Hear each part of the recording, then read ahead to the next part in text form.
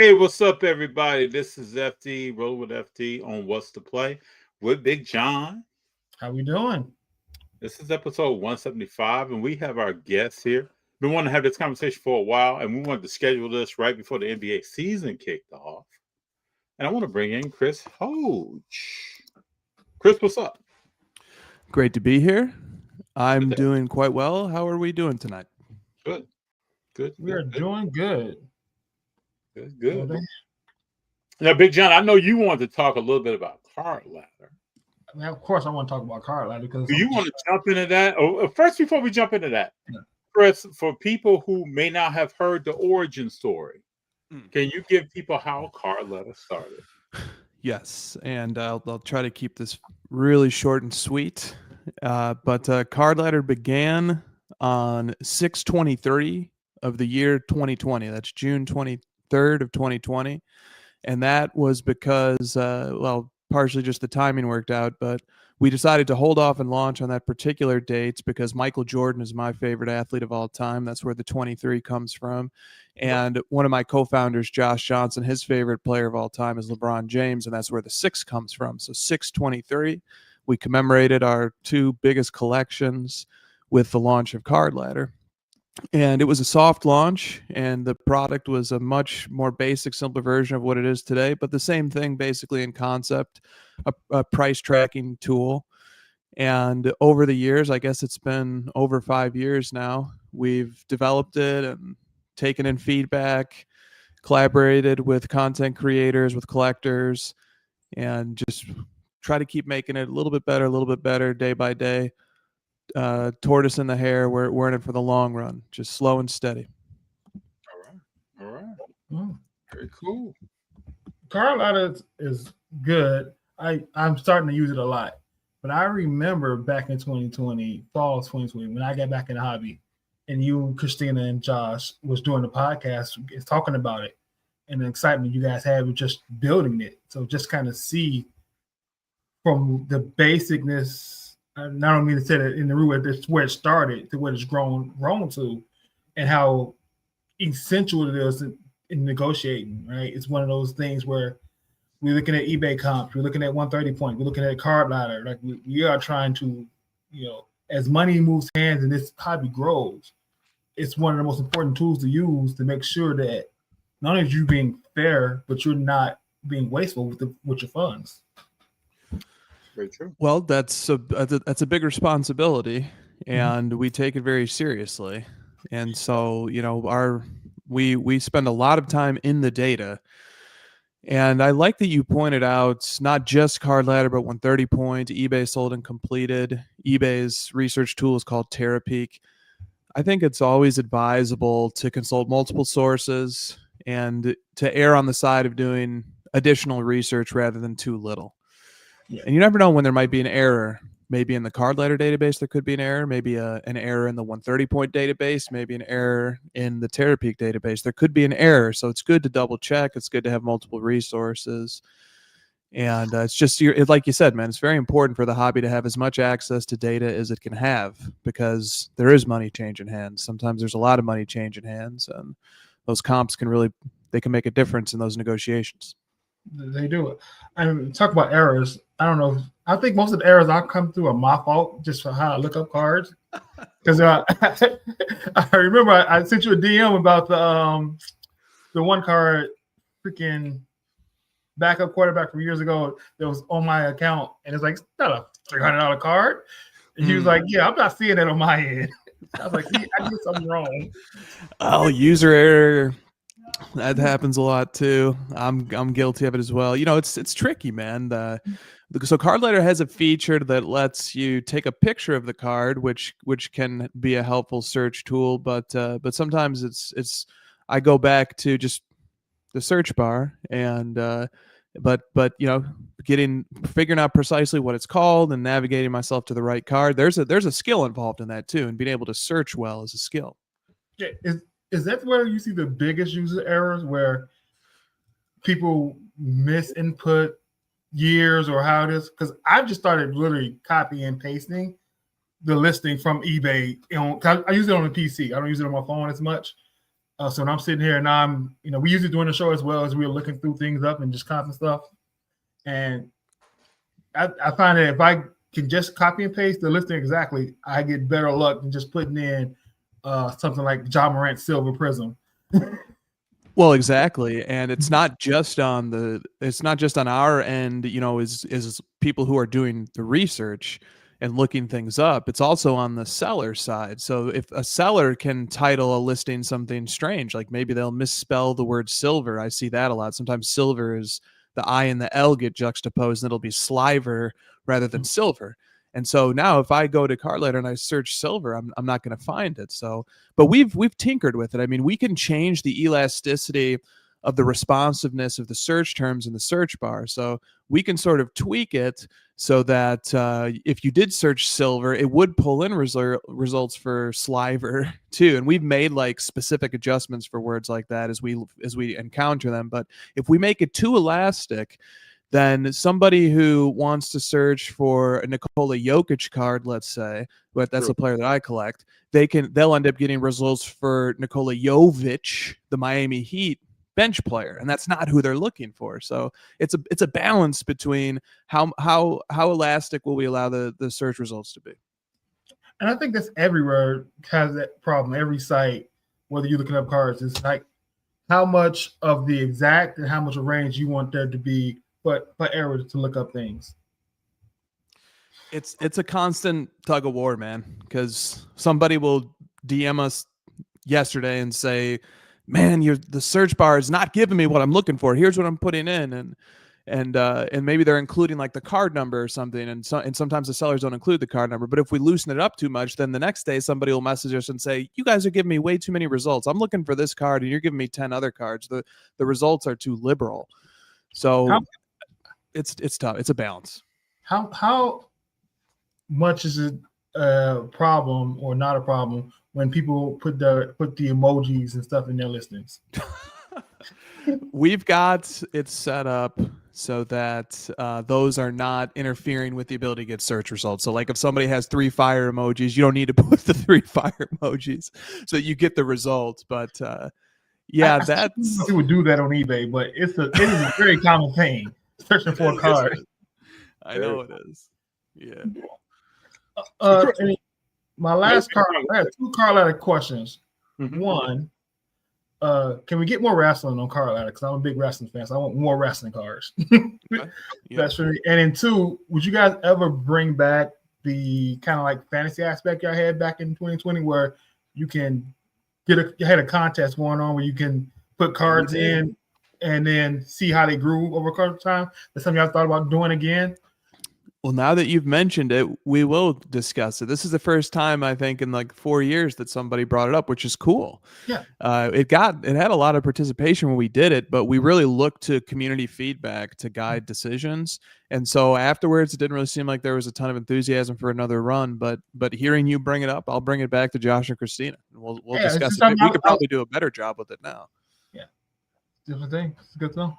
FD, when you say more wrestling, can you give me maybe a few examples, and I'll bring it back to I'll bring it back to the research team. If I put in John Cena, I'm only getting his rookie cards for the most part, unless I put in specifically like his index is just basically his rookie cards, which I need one.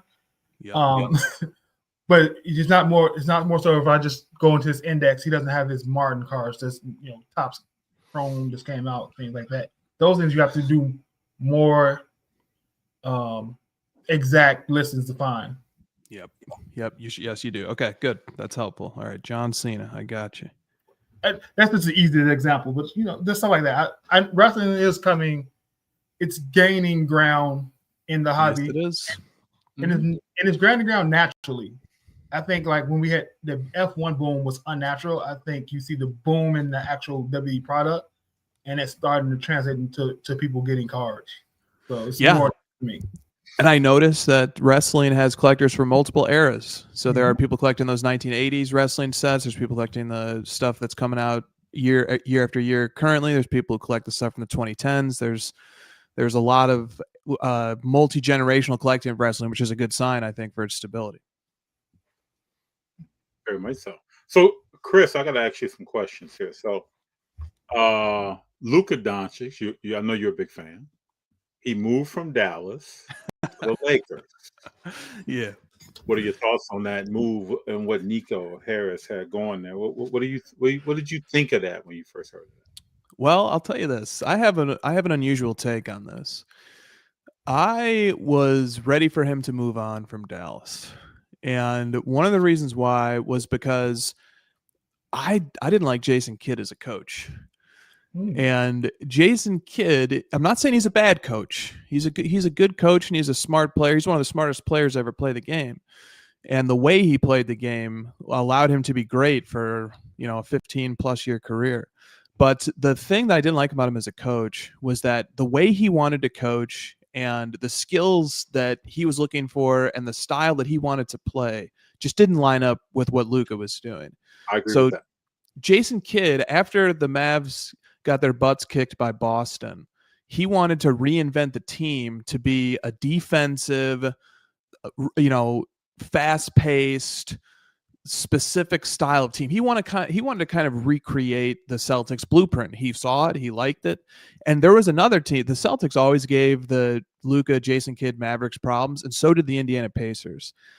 I went to a lot of those games when I lived in Dallas for almost 3 years. I went to a lot of those games. The teams that always kicked their butts were the Celtics and the Pacers. And the Pacers just, part of it I think was Rick Carlisle, former coach of the Mavericks. He was always very motivated. He always came in with a great game plan. But part of it too was just the Pacers were just a team that their particular style, their fast run and gun, they had such an egalitarian offense, so many different ways to beat you, that it really just it constantly outsmarted and just defeated the Mavs. So I was always concerned that if the Mavs played either of those two teams in a series, it was gonna get bad. And so, and I think Jason Kidd knew that too. And Kidd's strategy was like he wanted to kind of recreate it. He wanted his own Boston Celtics style team.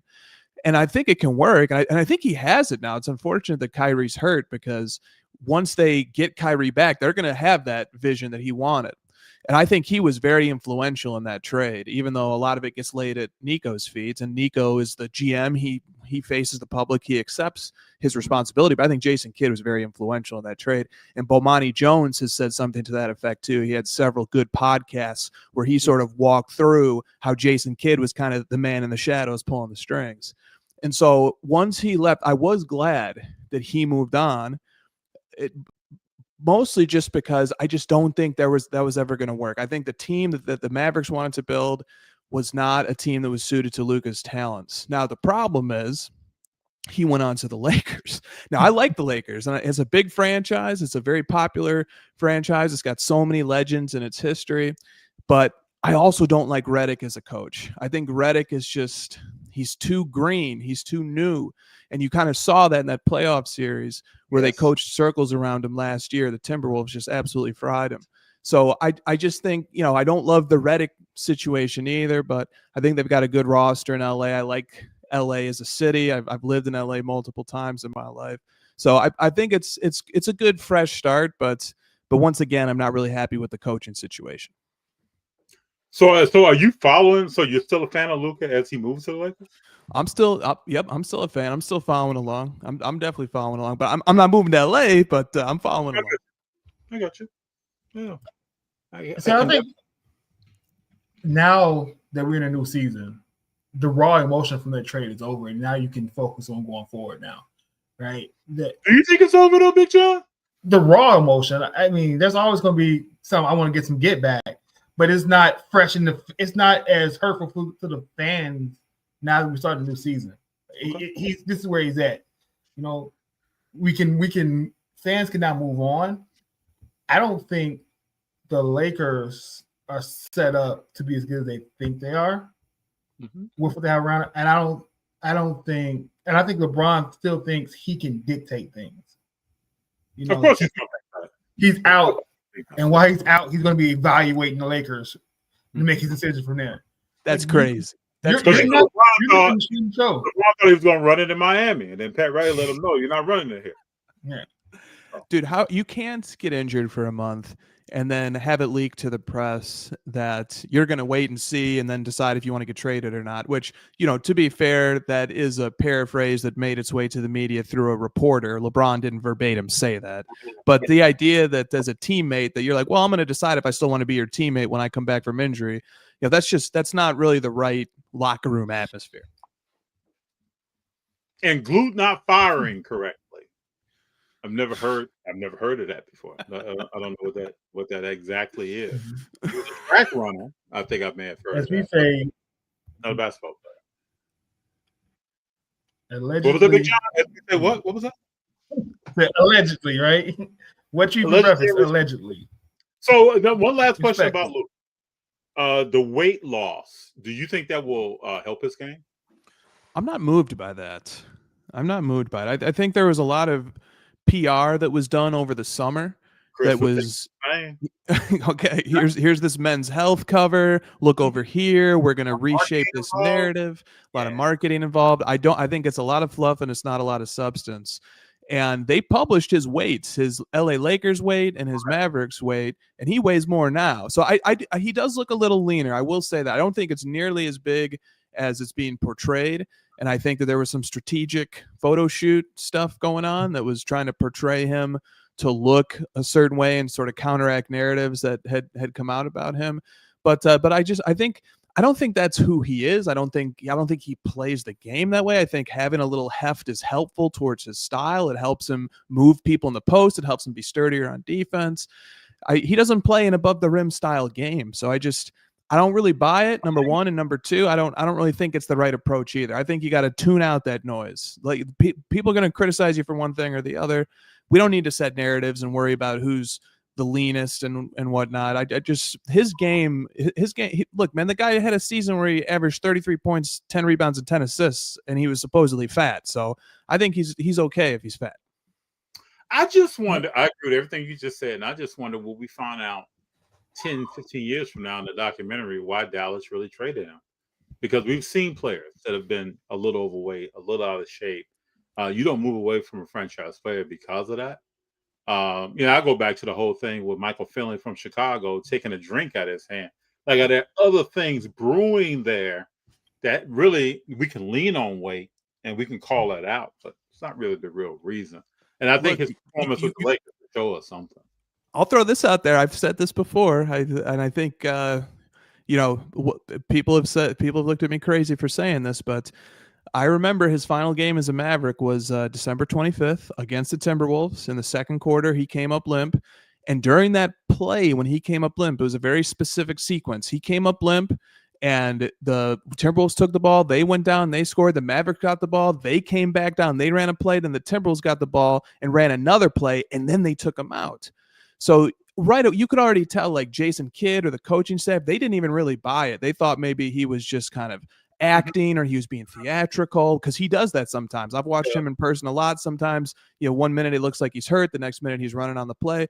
So there's always been this sort of miscommunication where they weren't always on the same page. And then I think that when he actually went out for that injury, and then the timetable to return was shorter, and then it kept getting extended.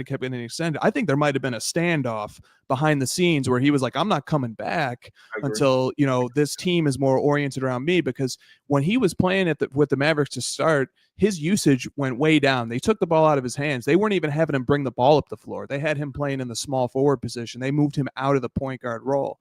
So I think I don't think that was a good fit. I think he didn't like it. I think there were definitely tensions and a standoff behind the scenes with him and his camp on one side, and then Nico and Kidd and the vision they had on the other side. And I think it just reached a head where, the Mavs were like, all right, I mean, we have to get something from this. Let's see what we can do, because it wasn't working out. That's what I think. I can see that, because as soon as Kyrie showed up, rhythm changed. Mm-hmm. And they started coming to Kyrie for certain things and had him out here. Mm-hmm. And maybe you hit that jump shot or maybe you drive, but you're not the man being called on this play right now. And you never really saw Kyrie and Luka communicating a lot on the court. They were playing independently. So I wish him the best, though. It seems like he's trying to be more vocal. And it almost looks uncomfortable with the Lakers. Like the other day, they asked him in practice, LeBron's out this preseason. What do you guys do? And Luka's answer was next man up. Next man. That's That's which not is not. the answer. No, That that's is not the answer. answer, bro. No, So, So I think somebody what ever asked, Mike Jordan is out tonight. What's up? dude, I had the same exact reply. I was like, you can say that if we're in the NFL and the right tackle is out for a game, but that's not what you say about LeBron James. Next man up. Not at all. Not at all. So, do you think the switching teams a little bit, in NBA? Do you see OKC repeating, or what do you see them doing this year? I got two minds on OKC. I think they will be better. That's what happens when you have a young core, which is not just SGA, although he's still very early in his prime, but Jalen Williams is even younger. Chet Holmgren is younger. Chet Holmgren has many ways to get better. They brought back the key parts of their depth, Dort, Caruso, and then you got Case and Wallace and all these guys. So I think they'll be better, and I think that's a big problem because they were already the best team last year. But I am not quite as high on what they did last year as what the majority of people are, because here's what I saw. A terrific regular season, a lot of blowouts, got to the playoffs, smoked Memphis, although that game 3 with Memphis where Memphis was up 30 points and then Dort did that nasty hit on John Morant and knocked him out for the season. Mm-hmm. But okay, but then they handled Memphis quite well. But then they won 7 games against a pretty good Denver team with injuries that only won 50 wins. They definitely took care of Minnesota. And then they went to the finals. They played another 50-win team, which was Indiana, and that went 7 games too. So, when you're going 7 games against 50-win teams, there's room for improvement. Yes. So I think they can get better. I think they will be better. I think their young core is going to get better. But I also, I'm not, they were a historically great team last year, but I see room for improvement. I think the Denver Nuggets, what they have added to their roster, first of all, bringing Brown back. To me, Brown should have never left. But when you build a core, now you have a backup big man that's viable. Mm-hmm. Denver is a strong team in the West. And I think when this season gets started, you're going to see a run by them just coming at the gate. That's going to be very impressive. And OKC has to overcome some of these teams that have made changes. But I just really like what Denver has done. They're almost like the Denver that won the championship, the way their core is set up. So they're going to be tough. This is the best roster I've seen them have, I think. And but you always got to have health. And then the other thing is that the Warriors. I'm a big Jimmy Butler guy. I know a lot of people don't like Jimmy Butler. I'm a big Jimmy Butler guy. Is a big Jimmy Butler guy. Yes, that's my guy. Yeah, I'm a big Jimmy Butler guy. Jimmy Butler took those 2 Miami Heat teams to the NBA Finals. He has 40-point triple doubles in the NBA Finals. I've always been a big Butler guy. And so I love Jimmy Butler on the Warriors. But here's the thing, though. Jimmy Butler is going to play 55 to 60 games. So the Warriors aren't going to be a super high seed or anything. And last year, the age caught up. Curry caught that hamstring injury in the playoffs. But I'll tell you this. If that healthy Warriors team had got a shot at OKC in the Western Conference Finals, I think that would have been a 7-game series, too. I agree. I would love to have seen that. What made me mad when Curry got it was that Jimmy Butler didn't go Finals MVP, Finals Jimmy Butler. He still played that Robin role when you needed to take every shot. You used to stretch. You need to take a shot, back everybody down, and take over. And I was waiting in that game 5 games for him to take over against Minnesota, and he didn't do it. Me too. And I was just disappointed in him for that. But he had that thing. He fell on his back or something. I don't know how much injury. I mean, he was well enough to play. So if you're well enough to play, but I was waiting for that too, Big John. I was waiting for that too, because the Jimmy Butler I know and love from that 7-game series against Boston where they went up 3-0, then they came back to 3-3, and then he iced them out in Boston in Game 7. I love that Jimmy Butler. Mm-hmm. Chris, what are you seeing as trends when we look at? We just came off a WNBA final. Wilson played great. That entire team came back from 8th seed, won 16 in a row, became a 2 seed, rolled through the playoffs. What trends are you seeing with WNBA cards right now? Well, I don't want to pat myself on the back here, but I was paying attention to Asia Wilson a few years ago, and I'm gonna tell you why. Her metrics are off the charts. Mm-hmm. Her player efficiency rating is phenomenal. Her win shares are phenomenal. And so when I see a player who's putting that much separation between herself and her peers it just naturally catches my interest. Mhm. And so I've started keeping track, and I did a little bit of historical research into the WNBA. Like, one of my favorite metrics that I love to use to evaluate the legacy of players is I add up total MVPs, which means regular season plus finals. I add them up. I've done it for the NBA. I've done it for the NFL. I could tell you those lists. I did it for the WNBA too. And what Asia Wilson did coming into this season, she had 4 total MVPs. Then she won regular season MVP, and that was a crazy comeback. She was not leading the MVP race, and then they won like 16 straight games, and she won regular season MVP, and she was in first in all the metrics again. And then they won the finals, and she won finals MVP. So she added 2 more MVPs to her legacy. Now that she has 6, it's only her and Cynthia Cooper. It's 6 total MVPs. Those are the most decorated WNBA athletes in the history of that league. Asia Wilson and Cynthia Cooper with 6 total MVPs. She is building this Wilt Chamberlain, Bill Russell career right now, which she is doing.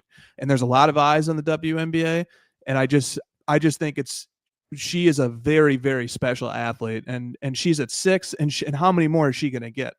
Mm-hmm. I think you look at this year, scoring leader, MVP, defensive player of the year, finals MVP. The last person to do that was Akeem. You know, you've been seeing that type of dominance since Akeem. Yeah, the defensive aspect too is it's very impressive. That she's gonna the Aces are gonna keep going back as long as she's there. Yeah, and Becky's coaching well. She is coaching well. WNBA Cards.com says, but is her platinum out of 25 rookie card her best card, or is it the 2020 101 Black Prism? I know this gentleman who's asking this question, and I don't know. What do you guys say? You probably know more than me when it comes to the cards. What do you think, Big Jon? Cards. We're gonna, Black Prisms are nice, and I know you are a 101 guy. I'm not in that area. Yep. But hey, whichever one I can afford is the best card. That Black Prism would be nice. Yeah, I think 2020 is the first WNBA Prism too. So that's her first. That's her first Black Prism. Okay, so that speaks to me. But a rookie out of 25, especially because she had very, very few rookie cards. She had the Rittenhouse. Yes. Maybe that's it. I don't know. I think that might be it. I think the only one I've seen to pay attention to was the Rittenhouse. So that's a toss up to me. He comes back with, "Come on, everyone, say 25%." Yeah. It normally it is, but when that's her rarest rookie card, I don't know. It's tough. Very, very interesting. So what do you think about? I know when we look at players, sometimes Big Jon and I talk about LaMelo Ball, Zion, and Ja. Is this a big year for them to turn it around, play more games, be consistent, get to the playoffs, produce in the playoffs, advance? What do you think about these guys? Yeah, I think the Grizzlies. I'm going to zag a little bit. A lot of people would say Zion is the biggest what if story here. Maybe Melo. I think the Grizzlies, man. Do you remember they had those little playoff runs, like when they beat Minnesota in that first round? That was that same year that Beverly took his shirt off, I think. Okay, yeah. They beat Minnesota that first round, then they ran into Golden State, and then they actually, in Game 5 of that series, they beat Golden State by something like 40 points. But then Golden State just said, "Okay, enough of this. This is over now." But I think Memphis and Morant are the big what if, because that team has showed multiple times they can be a top 2, a top 3 seed in the West. They finished second in the West in one of the more recent seasons. They've always shown that they have the depth, they have the coaching, they have the pieces to be a contending team, but they never got a chance to show it in any situation deeper than the second round. So, like, if I was evaluating, I think the Grizzlies are the most likely to possibly return to contender status, and I think they're the biggest what if. Melo, look, maybe the Hornets are finally going to get it together. I mean, they've had multiple. They're like going through the process without trying to go through the process like Philadelphia did. But all of a sudden, they've got all these early picks, got a lot of talent there. You know, just get healthy. I think Melo might have made it to the play-in once or something like that, or maybe even a first round. But that's about it. And Zion, I mean, I don't know, man. Zion, The thing that surprised me about Zion was the off-court stuff that started happening with him. I didn't see that coming, and I don't know. I don't think that bodes very well for him right now. Yeah, I don't think anybody could predict that this dude was out doing what he was doing. No, he was doing a lot, man. I didn't see that coming with Zion. That's why he was on the bench sleeping. He's doing a lot. But go ahead, Big Jon. I think from a hobby standpoint, this is a make it or break it year for all three of them because you see throughout the career that hobby hype cycle up and down. They've had multiple. Right, I was looking yesterday, and a John Morant silver PSA 10 is $10. It's $30. Like I wouldn't expect John Morant, who me and FD debate is he a star, is he a superstar on time? Yeah. But I would expect his rookie card to be on the same level as a Zach LaVine rookie card in a PSA 10 or DeMar DeRozan. Right, so I think from this year he has to produce on the court and keep the off the field stuff quiet in order for him to get relevance back in the hobby. Because what are you taking a chance on? Right? Because we know when we go to shows, people get tired of the roller coaster. Mm-hmm. So you can take a card to a table and the person will tell you, nah, I've been burned too many times on that player. I don't even want to touch that. So he kind of falls into that realm. And we'll see what he can do about that. How's he going to represent himself? I think LaMelo can be the most entertaining basketball player in the All NBA. He can, but he just can't be consistent. Well, if you look at him, he doesn't consistently shoot a jump shot the same way. He doesn't consistently. He will shoot with 24 seconds on the shot clock if he feels like it.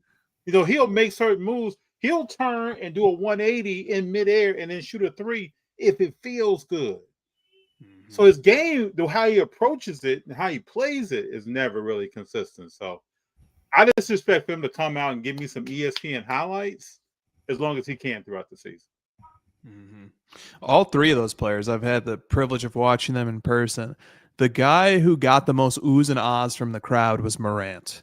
Mm-hmm. But they all do. Like I watched LaMelo put up nearly a 40-point triple-double in person one time, and it just felt like he couldn't miss. He would run to the corner and just fling up a shot. I mean, he barely even – his shot is crazy. He doesn't really jump. He just flings it.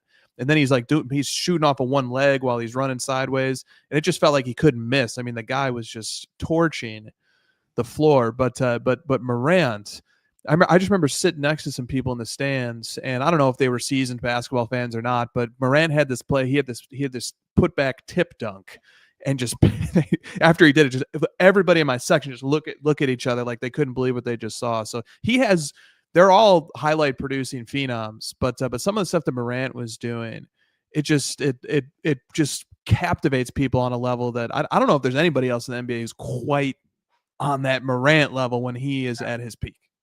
I agree with that. Not at all, because of his height and his vertical and how he performs in the air is just different. So it's always going to grab you. If you got a guy 6'8", 6'9", and he's dunking, he's tomahawking, and you got a guy that's maybe 6 feet tall, 6'1", that's a totally different show. Mm-hmm. It is. It's amazing to watch him. Jordan says he has to stay healthy. All three of them have to stay healthy. Yeah. Which is one of my biggest fears for OKC, because if an intricate part of that team gets hurt, we didn't see that last year. What happens then? Some other people got to step up. But I agree with Jordan. Yeah, they do have to stay healthy. Can they do that? And I always crack a joke on LaMelo is that your thigh can't be the same circumference as your calf. And you think you're going to play 82 games a season. Oh, that's good. That's good. Yeah, so, the thing, like, guys, so I was looking at, like, so the last two champions are OKC and then Boston. Mm-hmm. And Boston looked like they were going to do something, a 5, 6, 7 year run, Tatum, Brown, that whole core, Drew Holiday, Derek White. And then all of a sudden Tatum gets that injury. Yeah. And because of the way the cap is structured and the new ownership came in, and all of a sudden they're like, they got rid of everybody.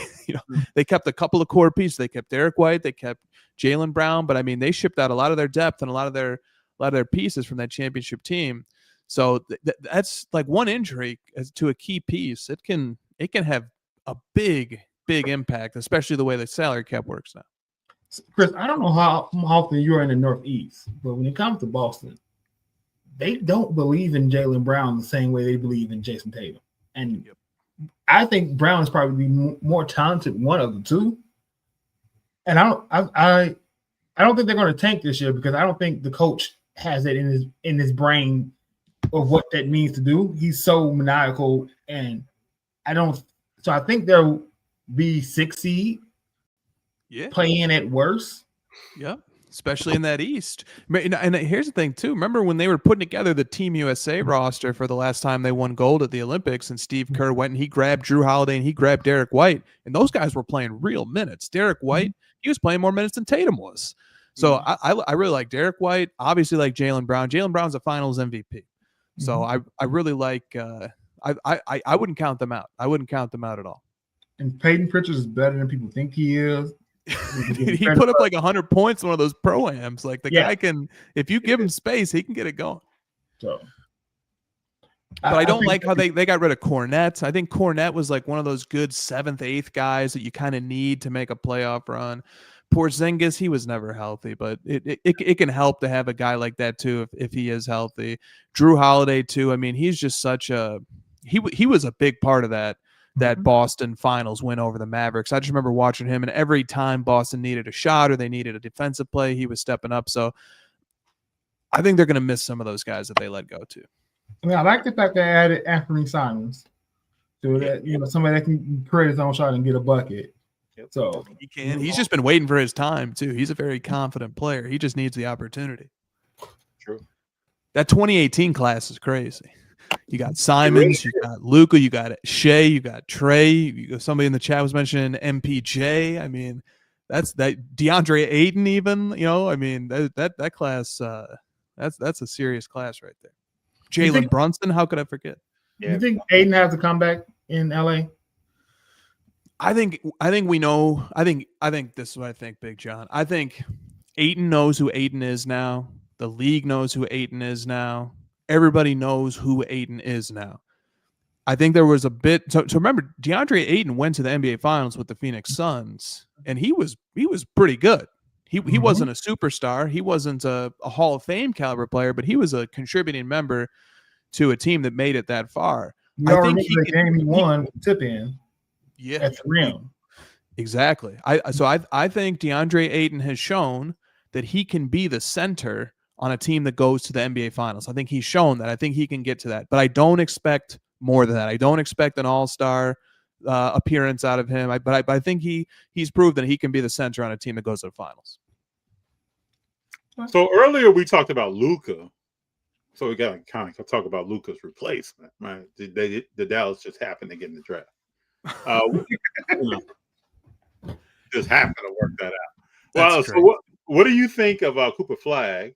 And then last night there was an experiment, people, where they put him at point guard. Mm-hmm. What do you think of him at point guard? So something about Flag is that he is younger even than the normal NBA rookie who gets drafted after 1 year because he skipped a year of high school. That's right. So I think it's going to take a little while for Flag. Now, I've seen some highlights from preseason. I've seen him curl around a screen and make a three, and I've seen him catch a lob.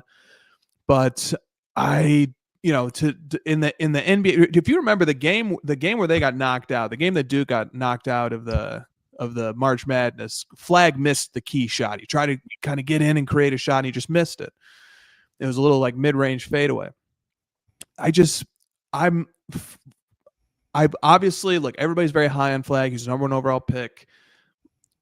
It'd be crazy to say he's not going to be a good player, but I'm going to give him a little more time because I think he's a little younger than people realize. Mm-hmm. And he's not really in that mold of what NBA superstars look like right now, which is a guy who can play make, who can bring the ball up the floor, who is as much of a threat to pass and create open looks for teammates as he is to be an isolation scorer, who also has a step back three, also has a mid-range game.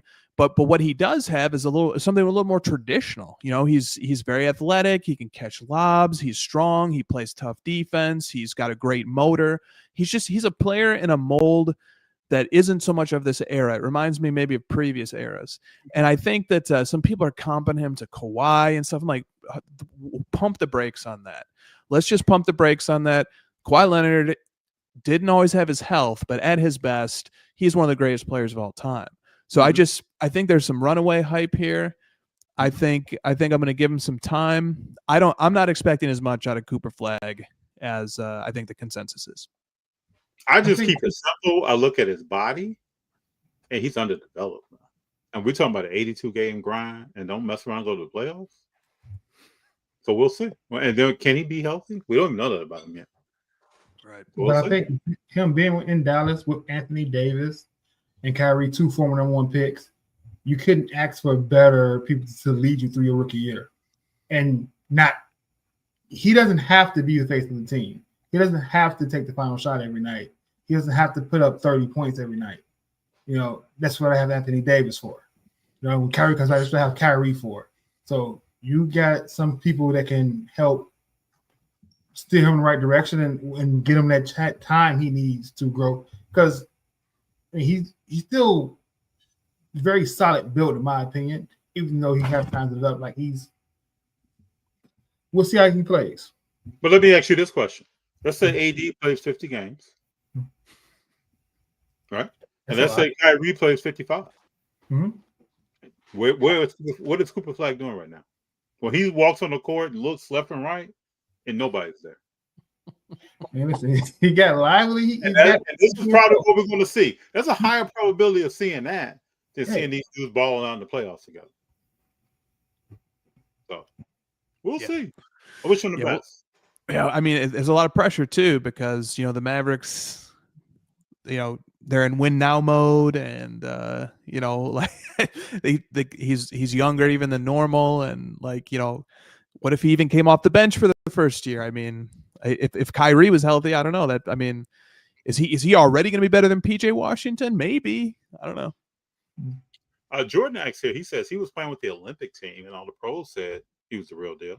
KD was a similar bill. I think he was very valuable, but he probably won't win Rookie of the Year.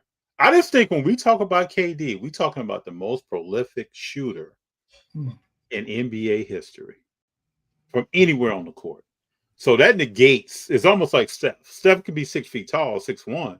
It negates his size. It negates Durant's build because he's not playing the power forward or small forward that's traditional. He's doing his own thing. So, and probably in Cooper Flag's whole career, I'm never going to compare him to KD. That's just me because I don't ever see him shooting on that level. We'll see. I mean, I've stated before that I really like Dylan Harper. We'll see what he does. I think he's going to help. We talked about CP3 helping Wemby.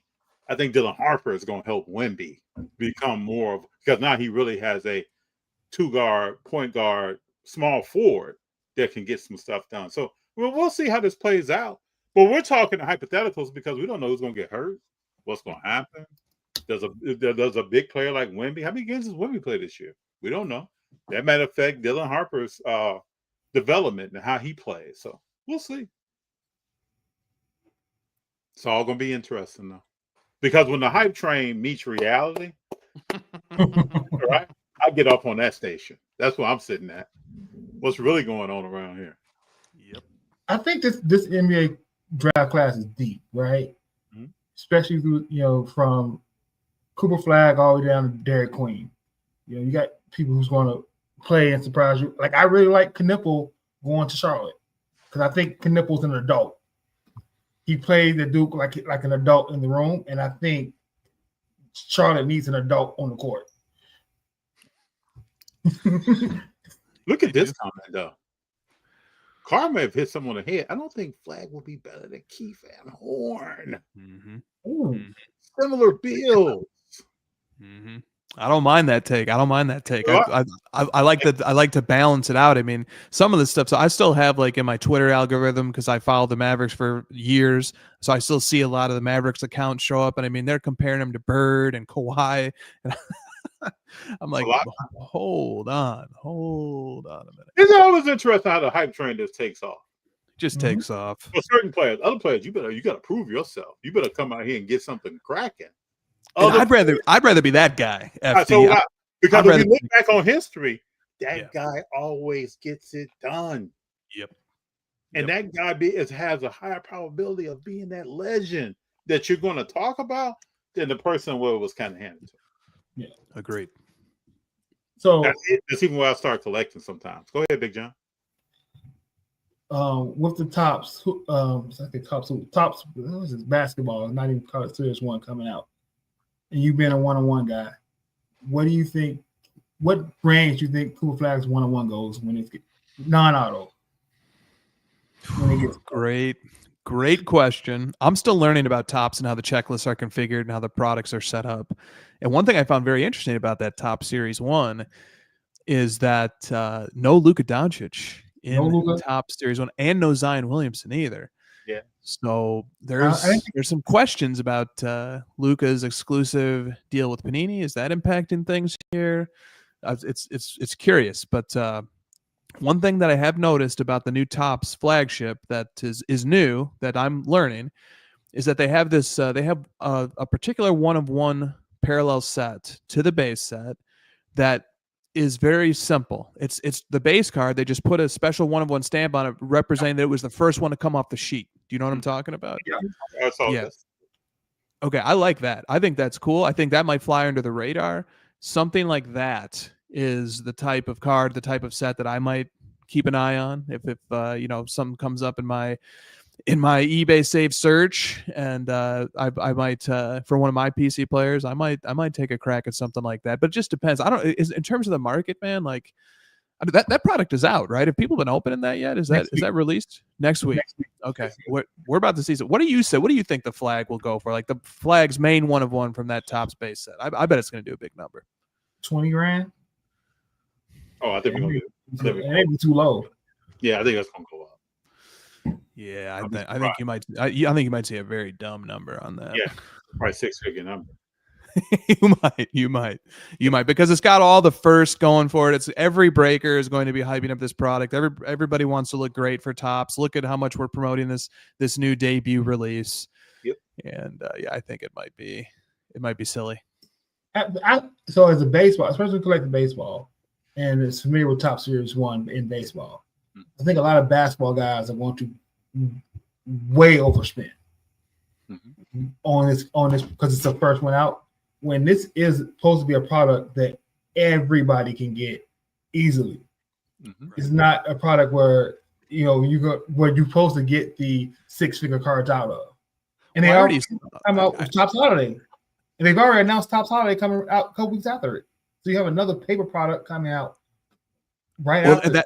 That's what the basketball community is going to have to learn, like myself included. We're all going to have to learn about this because I saw that these boxes were retailing or pre-ordering at one price, and then the pre-sales of the flip, like once it's sold out, they were showing up on eBay for 2 or 3x what the pre-sale price was. Okay, so there's already that doubling and tripling before it's even released yet, which is that's basketball.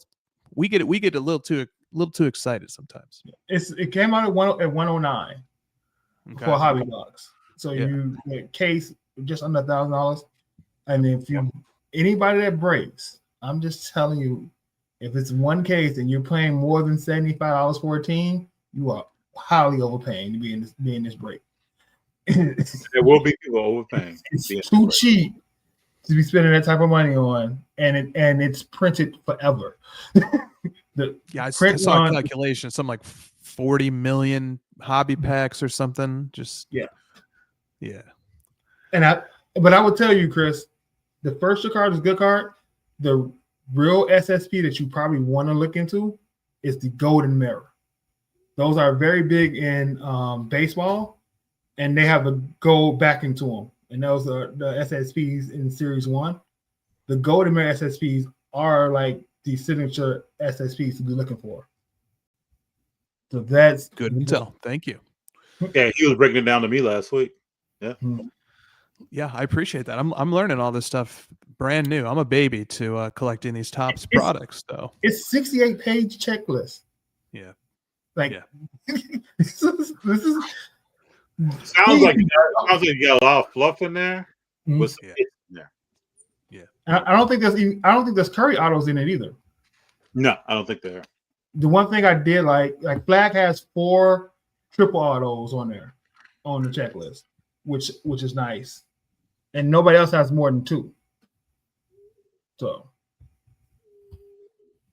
Chris, I'm going to hit you with something here. I'll ask you a question. So, I always tell Big Jon I lean on the history of basketball. It's been 77 years of basketball. We have, you know what's coming. We haven't had one player 7'4" or taller who has had a long career in this NBA, right? So then there's a guy named Wemby who comes along, who's 7'3", comes back this year. People say he's 7'5", still growing.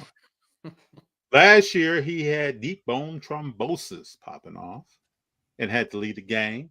Do you see him being a long-term, good, great, nice player that can possibly bring a championship to San Antonio or wherever he shipped off to after this doesn't work? Or do you see him being someone that's like, circus came to town. It was cool to see a long bean kind of guy run around for a little bit, and then it didn't work out. The Slender Man, the long bean Slender Man. Yeah. I think he's going to break a lot of hearts, NBA fans and hobby fans, because the potential is so outrageous. Mm-hmm. He's a guy who can average 5 blocks a game in this era, and he can block a ball at the rim just as easily as he can block your shot at the 3-point line. I saw a quote from Luka talking about who would be the most difficult person to play against one-on-one, and he named Wemby as the defender. He named Kyrie as the guy, as an offensive player. He says playing Kyrie one-on-one, there's just no way to stop him from scoring. And then he said on the flip side, when I'm going against somebody, it's Wemby. He's so difficult to score against. So he's got these generational defensive properties. Mm-hmm. And then he's just so much bigger and longer and skilled and intelligent that he's a monster offensive player too. Just the recipe is there for one of the greatest players we've ever seen. And you see flashes of it. And his metrics are already off the charts. Last year, he was a top 5 player in box plus minus. Mm-hmm. So he's right there on the precipice of potentially being the best player in this league. He's close. He's right there. But it's really hard. I've looked at his cards. Now, right now, Wemby's from Noir, you get like the home and the away, the 2 base set cards. Both of those are for sale on Golden right now, both of the 1-on-1s. And I've looked at it. They're together as a lot, I'm pretty sure. Or in one way or another, they're both on Golden. And I've looked at it. I've thought about it. I have it saved. It's on my watch list. But I just can't pull the trigger. I know I'm not going to pull the trigger because I'm way too concerned that he's going to fall. Just like you said, players over 7'4", they have not had long, durable careers. Look at his build. Yeah. I remember watching Ralph Sampson on his comeback when he was returned to basketball. He's playing for the Rockford Lightning, and I saw him play at the Metro Center in Rockford. Mm-hmm. And just the shell of what could have been a Hall of Fame all-time great player. And it's just when you're that big, and Wemby too, he doesn't play like a center. He plays like a perimeter player. He's running, he's going to the ground. He's taken a lot of physical movements that put him at a greater risk for injury. So it's tough, man. I think he's got the recipe to be one of the greatest ever, but the health thing, I think it's going to catch up. I mean, even looking at him the other night against Indiana, I mean, yeah, he does stuff that you just don't see. I wish him the best. I just don't. I got to lean on what I've seen and even before I was born, the research I can do just says that's not going to work. Right. Yeah, he did. He had that putback dunk over Thomas Bryant. That was crazy. Thomas Bryant was just like, "What you want me to do with that, coach?" Yeah. Thomas Bryant's supposed to be a center. He's supposed to be 7 foot tall. Yeah, bro. Yeah, no problem. So, before we get you out of here, Chris, I know you have a bit of time left. Talk with the words. What do you think about 3 different lineups we've seen? Well, 2 different lineups we've seen. The Rockets testing their all-tall lineup with Sengun, KD, Jabari Parker, Thompson, and Steven Adams. And then what do you think about the defensive lineup the Warriors can put on the floor with Al Horford, Draymond Green, Jimmy Butler, and GP2? Okay. Rockets first. That tall lineup is nuts. That lineup is nuts. And you've got guys, even though they're all tall, they all have different skill sets. Jabari can stretch the floor. KD can score from any position. Sengun can actually play make. You could put Sengun at point guard in that lineup, point forward. But you can have him be the guy that the whole offense is running through. He's orchestrating. He's making the passes. He's setting guys up. Steven Adams, he was a big part of the Houston Rockets' success last year. He didn't get a lot of credit for it, but his offensive rebounding actually catapulted them to the number one offensive rebounding team based on offensive rebound percentage. And when he was on the floor, their plus minus was the best of any player. So, if they can actually find a way to put that size together on the floor at the same time, what's unique about it is usually when you've got big lineups like that, it's very defense oriented, and that lineup will have a lot of defense, but it's going to have a lot of offense too because of guys like Sengun, KD, Jabari can space the floor. Adams, he doesn't really bring much on offense, but that's not really his job. He just stands there and he gathers up those offensive rebounds. So I think that's a very scary lineup, personally. In terms of 2 years, go ahead.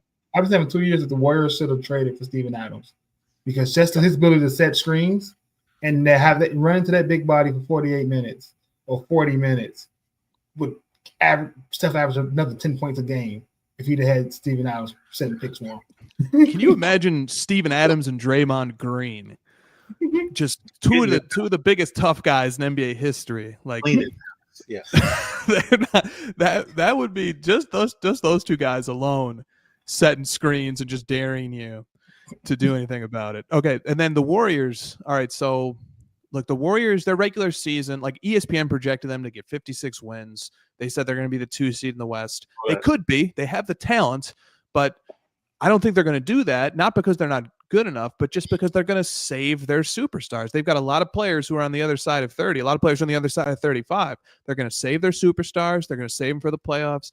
That's always been the recipe. I think they'll be happy to come in again as a 6 or a 7 seed, make sure that Butler's healthy, Curry's healthy, Draymond's healthy, make sure the squad is healthy. I love the pickup of Al Horford. That's another guy who I neglected to mention when we were talking about the Celtics. Al Horford is just a championship caliber player. He is a guy who will swing playoff games. He can make 5 threes in a playoff game while playing elite defense and guarding 2 through 5 if need be. So I really like the addition of Al Horford. I wish the Nuggets would have got Al Horford. That was a player that I was begging for them to pick up in the offseason. He went to the Warriors. That's a great landing spot. The Warriors are a contender. Even if their regular season record ultimately doesn't bear it out, as long as they're healthy for a playoff push, they are 100% a contender. So, Chris, before you get out of here, I got this question. I think the world has to hear what you have to say on this. So, who comes to Golden State when they trade Jonathan Kuminga?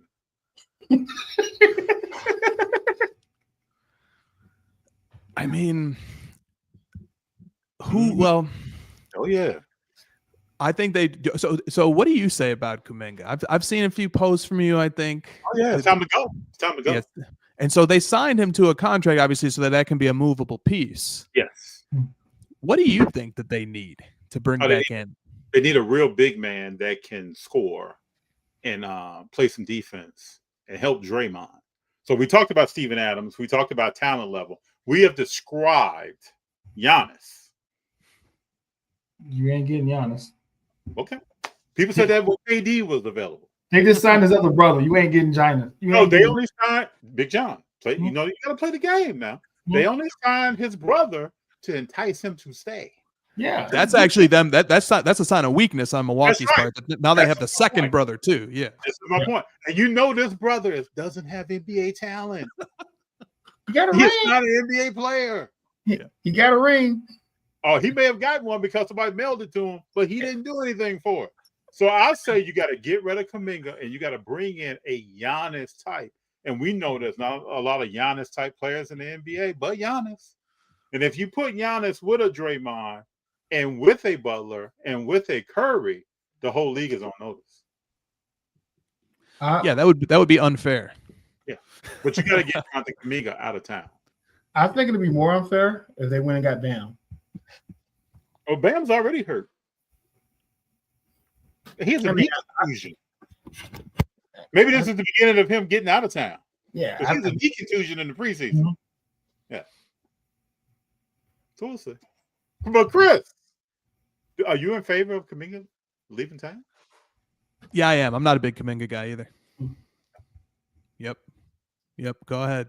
Go ahead. And plus he, I feel like he's still needs a few developmental seasons. I think that he's got all the physical talents in the world, but he's still putting all the pieces together.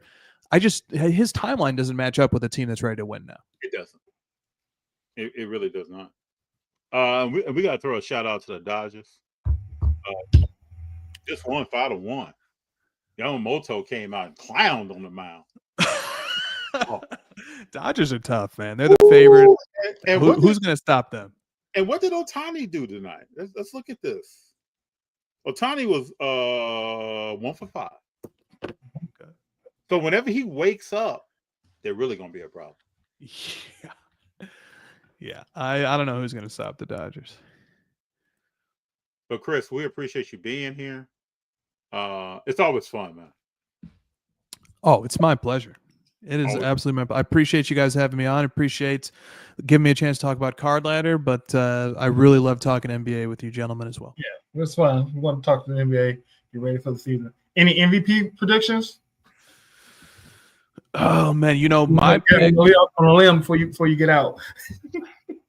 I like Shea is the betting favorite right now. I like Wemby as a sneaky MVP pick right now to sort of throw things off a little bit, but he's going to have to be healthy. He's going to have to be healthy, and the Spurs are going to have to, they're going to have to get to 50 wins or so. But I think Wemby is a sneaky pick right now. If he can get through the season, you probably can't deny that guy. If he's averaging 5 blocks a game, I mean, he could. This guy could be averaging like 25, 12, 5 and 5. Crazy. Because we got to put 4 numbers on his because you got to count the blocks too. Yeah, so he's scary, man. He's for all the players that I like. I'm like, hurry up and get the accolades in now, fellas. I wish him the best, man. I really love to be wrong, and to see that guy be the one person that could do that. Because I hate to rule out young people on what they're trying to do. So I would hope that he could do that. It just seems like I don't know. Yeah, I don't know either, man. I wouldn't bet on him being able to stay healthy. So, well, Chris, Big Jon, you got any parting words? I mean, no, it's good to have you, man. It's definitely good talking to you. I just hope my Bulls can actually win some games. What are the Bulls doing, man? They need to commit to the tank. They can't because they're trying to build a downtown space around the stadium with the White Sox, so they can't fully tank. Got to put some butts in the seats. So yeah, we'll get 38 wins and 10 seed. I'm a big Kobe White fan. I love that kid. I love what he plays. So yep. And I like Kobe White too. The way he stepped up recently is very impressive. Mm-hmm. He's a winning player who needs to be in a winning situation. Mm-hmm. And Buzelis is starting to grow on me. Watching them play, he's starting to grow on me. So we'll see. Yes, talent. Yes, talent. Well, Chris, Rockford, stand up, bro. Thank you. Thank you very much.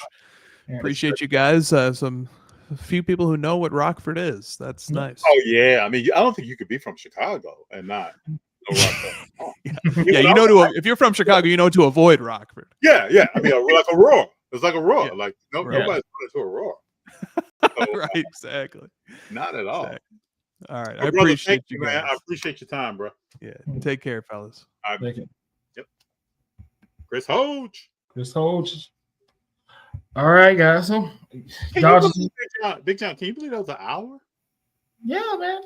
It seemed like 10 minutes, but we getting better at this thing. So I had a list of questions. I just kept checking. We got through almost all those questions. Yeah, we last week, with class, we gotta go. Cunningham All NBA could happen. Could happen. I wouldn't rule that out. Could second happen. team at the very least. Yes, could happen. I mean, his game has grown and improved. He gets respect from me. I thought he couldn't do what he did last year, so I don't have anything for K. Cunningham. Gets all my respect. What is Jalen Duren going to be doing? Is the question. What are some of these other players going to be doing? What is Thompson going to be doing? So sure. Yeah, I feel for him because everybody's talking about his brother. I mean, he had blood clots. He had some things going on. So I mean, we'll see. Yeah, got to put some butts in the seats. As Big Jon and I've talked about before, average franchise is going to go up in value 13 to 15% per season if Mhm. they win or not. The only organizations that really decide to win are winning. So Mhm. if you can put $1 somewhere and get $1.13 every year with your eyes closed. And then the city like Chicago, as much as it is a Bears town, the Bulls own that city. Yeah. As much as we love our Bears, the Bulls own the city. Mhm.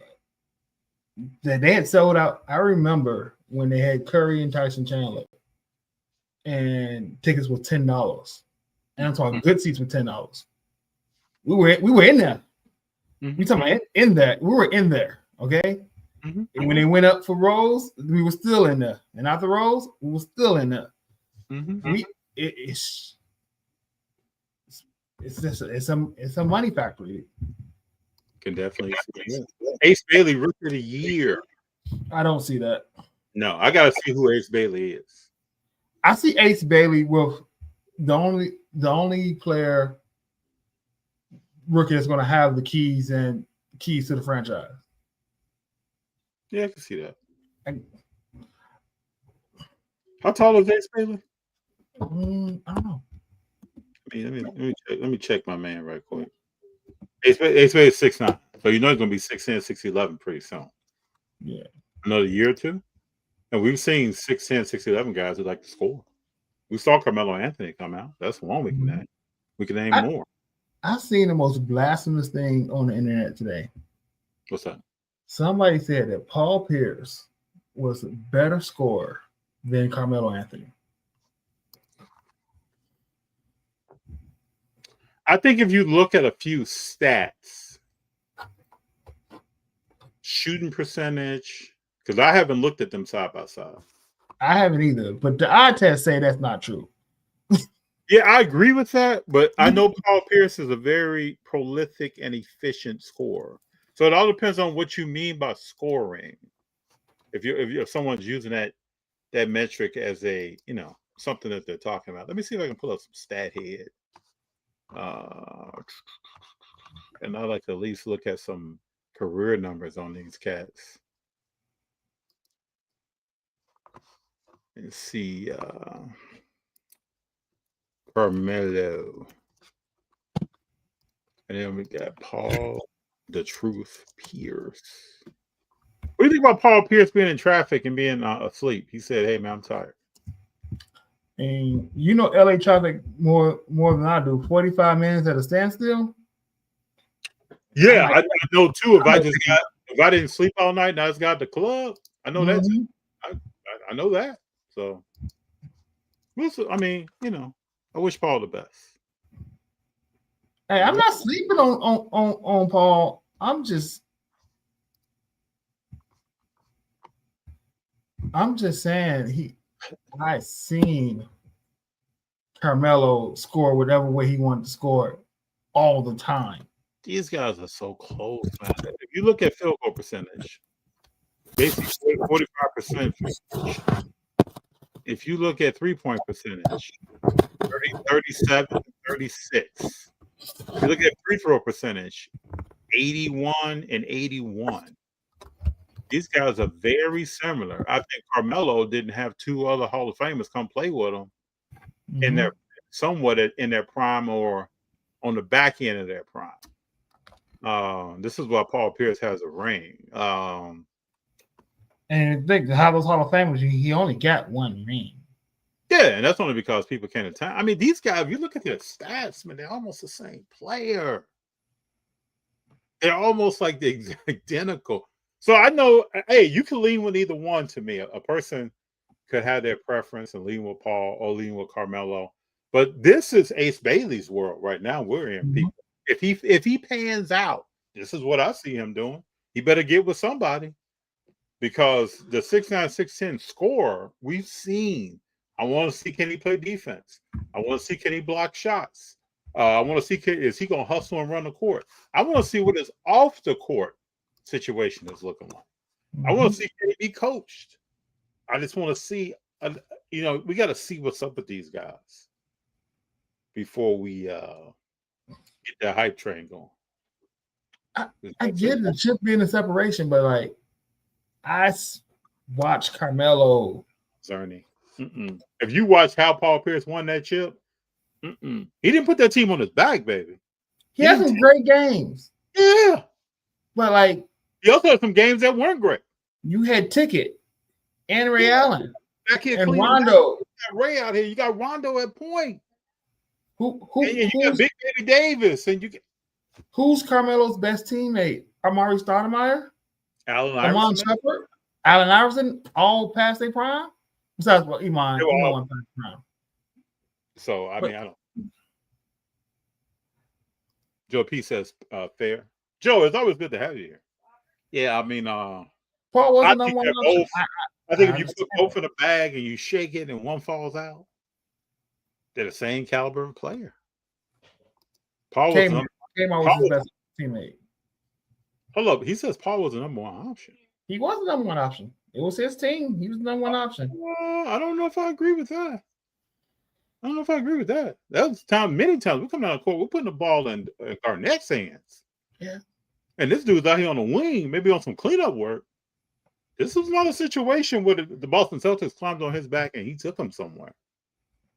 And he was getting his ass tore up before those two guys got there. So, and why does Kevin Garnett not get put in those top 25 conversations? Because he spent too much time in Minnesota. Mm-hmm. And I call them Kevin Garnett minutes. When you play, you bust your ass, and you basically a tree falls in the woods, and no one knows it. That's what he was playing. So when he went to Boston, okay, he got that one ring, but if he'd have got 2 or 3, then people are talking about it. Yeah, but I guess you put the numbers. Paul being compared to Carmelo is more accurate than him comparing himself to LeBron. So, yeah.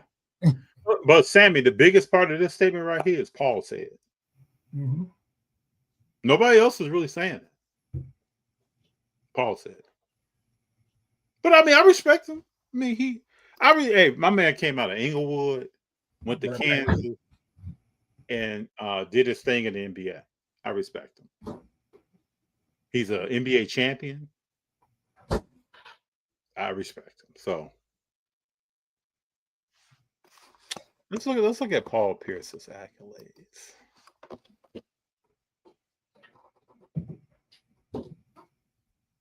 But there's Paul Pierce. Hold on. But let's just think about this though. Garnett top 75, right? Yep.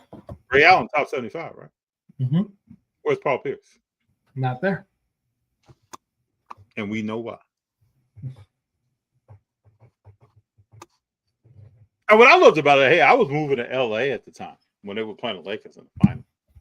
I had eyeballs on the series. Let's see what these cats is gonna do. And I was also there when Kobe got that slap and that one year, come back the next year, still with Paul Gasol and put it down because Paul Gasol got destroyed by Kevin Garnett in that first series. I like the comparison though, Big Jon.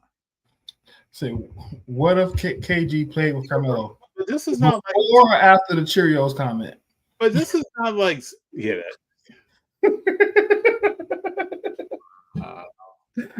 and you know why Melo got higher. Oh yeah.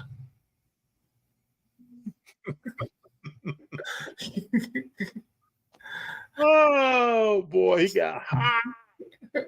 I've never seen Melo that hot, man. And he was standing on business. But he was standing on business. But when he said, "I want to talk to you outside at the bus," ain't nobody worry about you, man. Anybody worry about you? We used to play cats that would say that. Man, I can't wait till y'all come out to the bus. We come out, nobody's there. No, he was out there at the bus, and what I think when Iman tells the story, KG reply was over basketball, Melo. Come on, man. Nobody's fearing you, bro. Hey, listen. Yeah, but we can't go what if though. We're not. We can't go. This is not like Superman. Superman fought Batman, and Superman didn't have powers. This,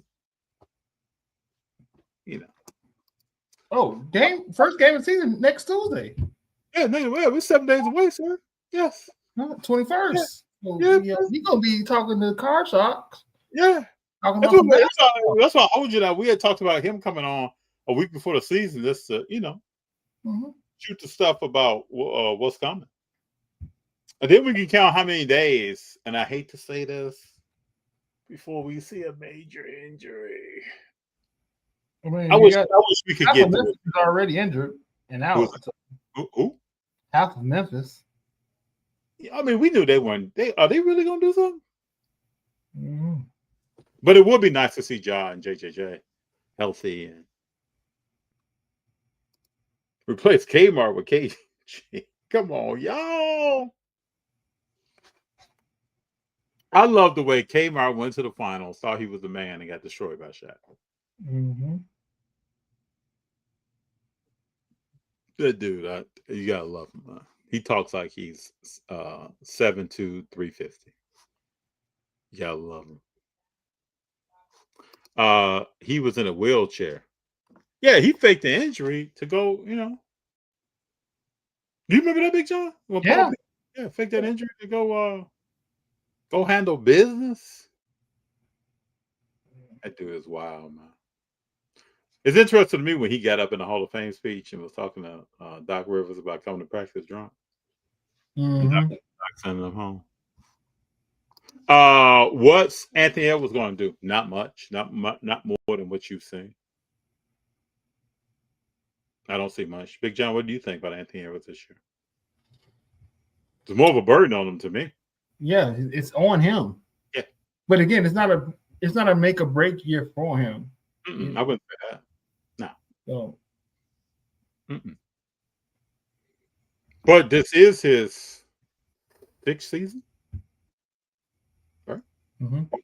Yeah, 6th season. So we'll see. Right. You think about Book. Book's been playing forever. He's 28. Mm-hmm.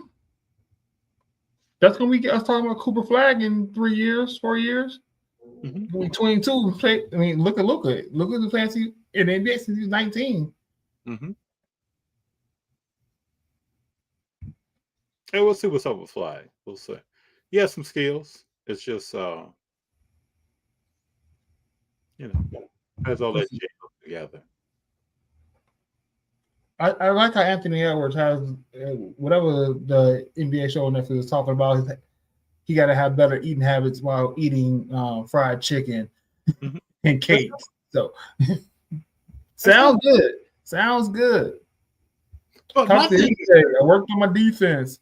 This is my thing. You couldn't hire a chef to go ahead and knock that down for you. You don't have anything to worry about. They set up the program. They may talk to you about, hey, this is what I'm thinking. What are you thinking? But you go ahead and knock that down. You ain't eating Domino's.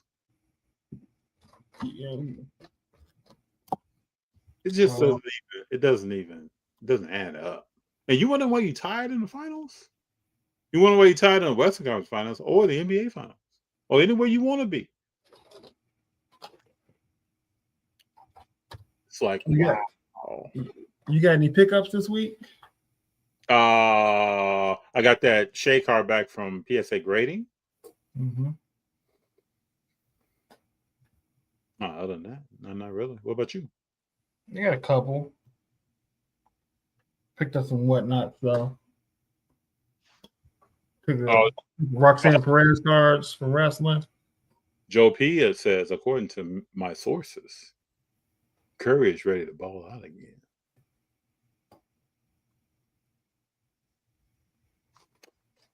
We're just gonna leave that there. I see something big coming from one Steph Curry this year. Mm-hmm. If you saw that first preseason game, he was on business. But Big Jon, what did you pick up? Let's see. So I got one Roxanne Perez from Phoenix, one Roxanne Perez from the Top Strong. Okay.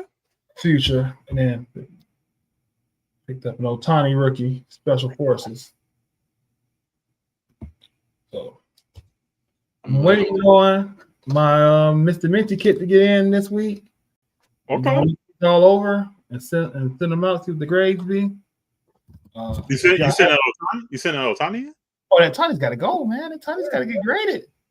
Yeah, bro. You can't just having a rookie Otani just sitting out. You can get damaged. Nah. That thing's got to get slabbed up some way, somehow. Yeah. That should be nice. Look pretty clean. Well, it looks pretty clean, but it's a paper card. So that's the question. Do you believe the Warriors can win without Curry? No. Who's believing that? They're not. The team is not set up for that. Yeah, it's not. Minnesota. We can keep going. Minnesota's not going to win without Edwards. Boston's not going to win with Jaylen Brown or Tatum. Who else can we keep naming? San Antonio definitely isn't doing anything without Wemby. Denver without Jokic? No, Denver. No, if Jokic got hurt, man, I just think Denver is very special, and I'm being for real about that. That squad, that roster, they're out in the preseason games, kind of playing around, just looking at rhythm, how guys move and passing the ball. And they look really, really good. I think that's the biggest challenge for Golden State or OKC or whoever steps up this year. Denver's going to be a challenge. With no injuries, it's going to be a problem. Otani's sure in a slump. He'll be all right. He is. I think he's batting 182, something like that, in the postseason. He'll be all right. This is the postseason. There's no such thing as a slump in the postseason. You're facing really good hitting. You're going to see a lot of 217 to 230 batting averages. But let him pop out of that. Let him pop out of that at the right time. All this is about timely hitting. It's not about being hot, being not hot. And you've seen that with the Cubs because Nico Horner was hot. I'm talking about 2 to 3 hits per game, but he couldn't get hits behind him. This is about timely hitting, not about who's hot or not. I see Otani touch the crystal ball. I see Otani coming out of this at the right time. And his boys have to, help him out right now. He went on 1 for 5 today. That's really what he's been batting. About 180, 200. So we shall see, people. Don't sleep on his greatness, though. Then that's when he'll destroy somebody. We got a Michael Jackson fanatic. That's what I'm talking about. Our keepsake card sets any good. They have a Michael Jackson Premier Collection hobby box out in December 25. Include autograph and outfit piece from Bad Tour. I think I saw something about this. I haven't seen anything, but I know the presidential keepsake cards does well. I have an Obama card in my collection, but I know all that presidential stuff does well from Lincoln to George Washington. So if you're a Michael Jackson fan, that may be the only way you get some card memorabilia from Michael Jackson is through keepsakes. So I know his autograph is hard to get. So if we'll cut and put in a card, that's going to be valuable. And a piece of real memorabilia that he performed in is going to be valuable. He has a large market of fans, a large fan base, let me say. So, I would say I'm even interested in what's coming out. So, speaking of that, rest in peace, D'Angelo. Yeah. I saw that news. I had a friend text me today. Bad. I had to think about him and Angie Stone at the same time. And it's wishing the best for his son. That's a lot. What made you put them together? They had a child together, bro. I did not know that. Yeah. Yeah, Angie Stone and D'Angelo were a couple. Angie Stone wrote some of his songs. I did not know that. Oh, yes, sir. Oh, yes. Yes. She helped D'Angelo when he was going through a lot, gaining weight, and she was helped him turn his ship some. So, oh yeah. Yeah, they have a child together who is, a grown man now, but Mhm. just a lot.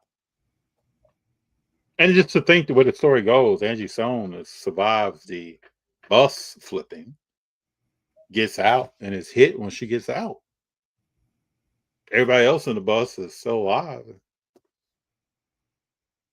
Did you know Angie Stone started as a rapper? I did not.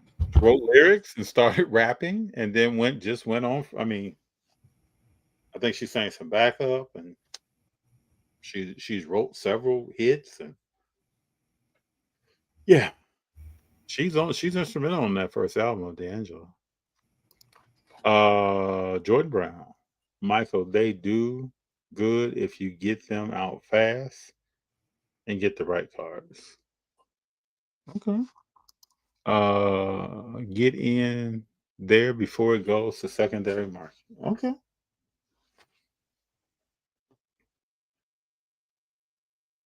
Oh, I mean, we ran through everything. I don't have much.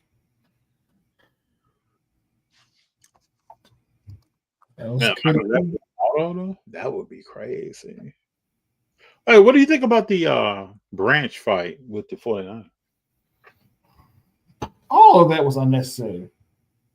But Juju, I ain't never seen somebody get their butt with somebody holding another person behind. Back. Yeah. First off, like Tupac said, first off,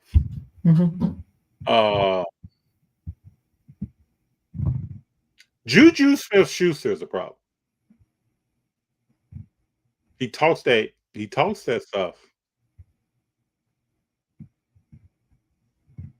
And it seems like since he's gotten to Kansas City, he's got a little bit more hinge movement in his jaws. Like he is a lot of talking going on. Mm-hmm. You didn't see D Hop do that. But Juju was talking before he left Pittsburgh Steelers. I mean, D Hop don't talk. D Hop retaliate. Yeah. Yeah. So I just think Schuster, and then I think Branch probably has to get hit in the back. I don't know if it happened before or after. Didn't like the Mahomes,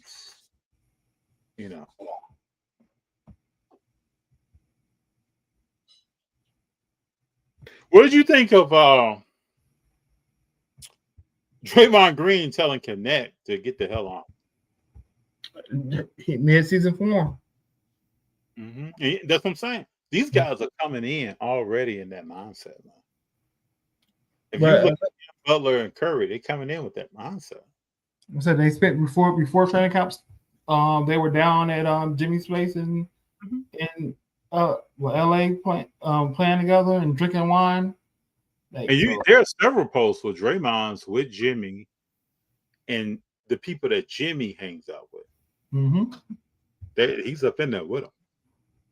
And you already knew it when Jimmy came over that they were going to just how they're built, what they've been through. The second round pick. Yeah. This fighting and scratching to get on the court. They were going to go ahead and link up. So Curry's going to be running with some dogs. And Al Horford publicly says, I want to get out of Boston because I want to win. Mm-hmm. So all these guys are not. That's why Tamika Minga he's like trapped.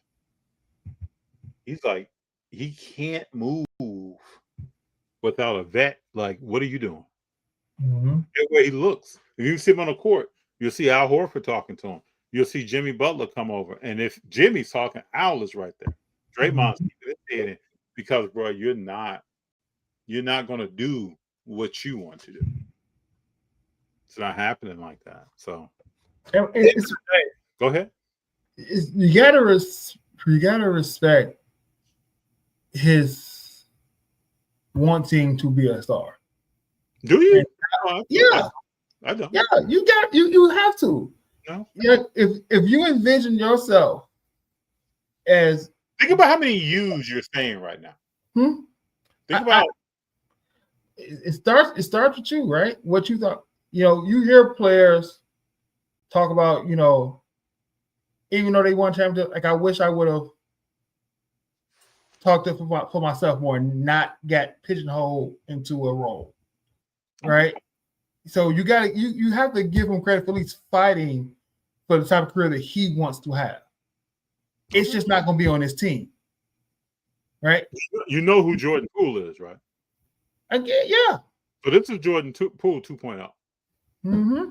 He thought he was, but everybody else knows that when you play with Steph Curry out here, you're going to look a certain way if you play your cards right.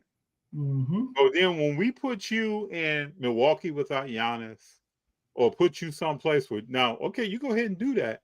Then you're Jordan Poole in New Orleans. Now you went to the Washington Wizards, one of the worst teams in basketball, and they brought you off the bench. But we'll see. I think that's what Kuminga would be. Someplace in the lost on the island by himself, with a franchise that hasn't done anything in 50 years. Soon and very soon. And why would you sign if you have all these options and you believe in yourself and you think all this is happening? Why would you hold out for a no trade clause and then sign a contract with a trade clause? Probably the first indicator of what it's one thing to believe and want something for yourself. It's another thing when reality smacks you in the face. Hey, all I say is that if I show up to a car dealership and I got a trade in and I want 10,000 over Blue Book, I'm Jonathan Kuminga. That's all I'm saying. We'll see how it works out for him. Sometimes. Jordan Brown says Mahomes celebrated in Branch's face and spun the ball. Then Juju hit him in the back. Yep, that kicked him off. And he said to himself, before I get up out of here, before I hit this locker room. Let me just ask you a question now. Maybe I'm tripping. But you put your hand out. Let me make sure everybody can see this. I put my hand out to Big Jon. And you muff me in the face? And I don't move or I don't do anything. How does that happen?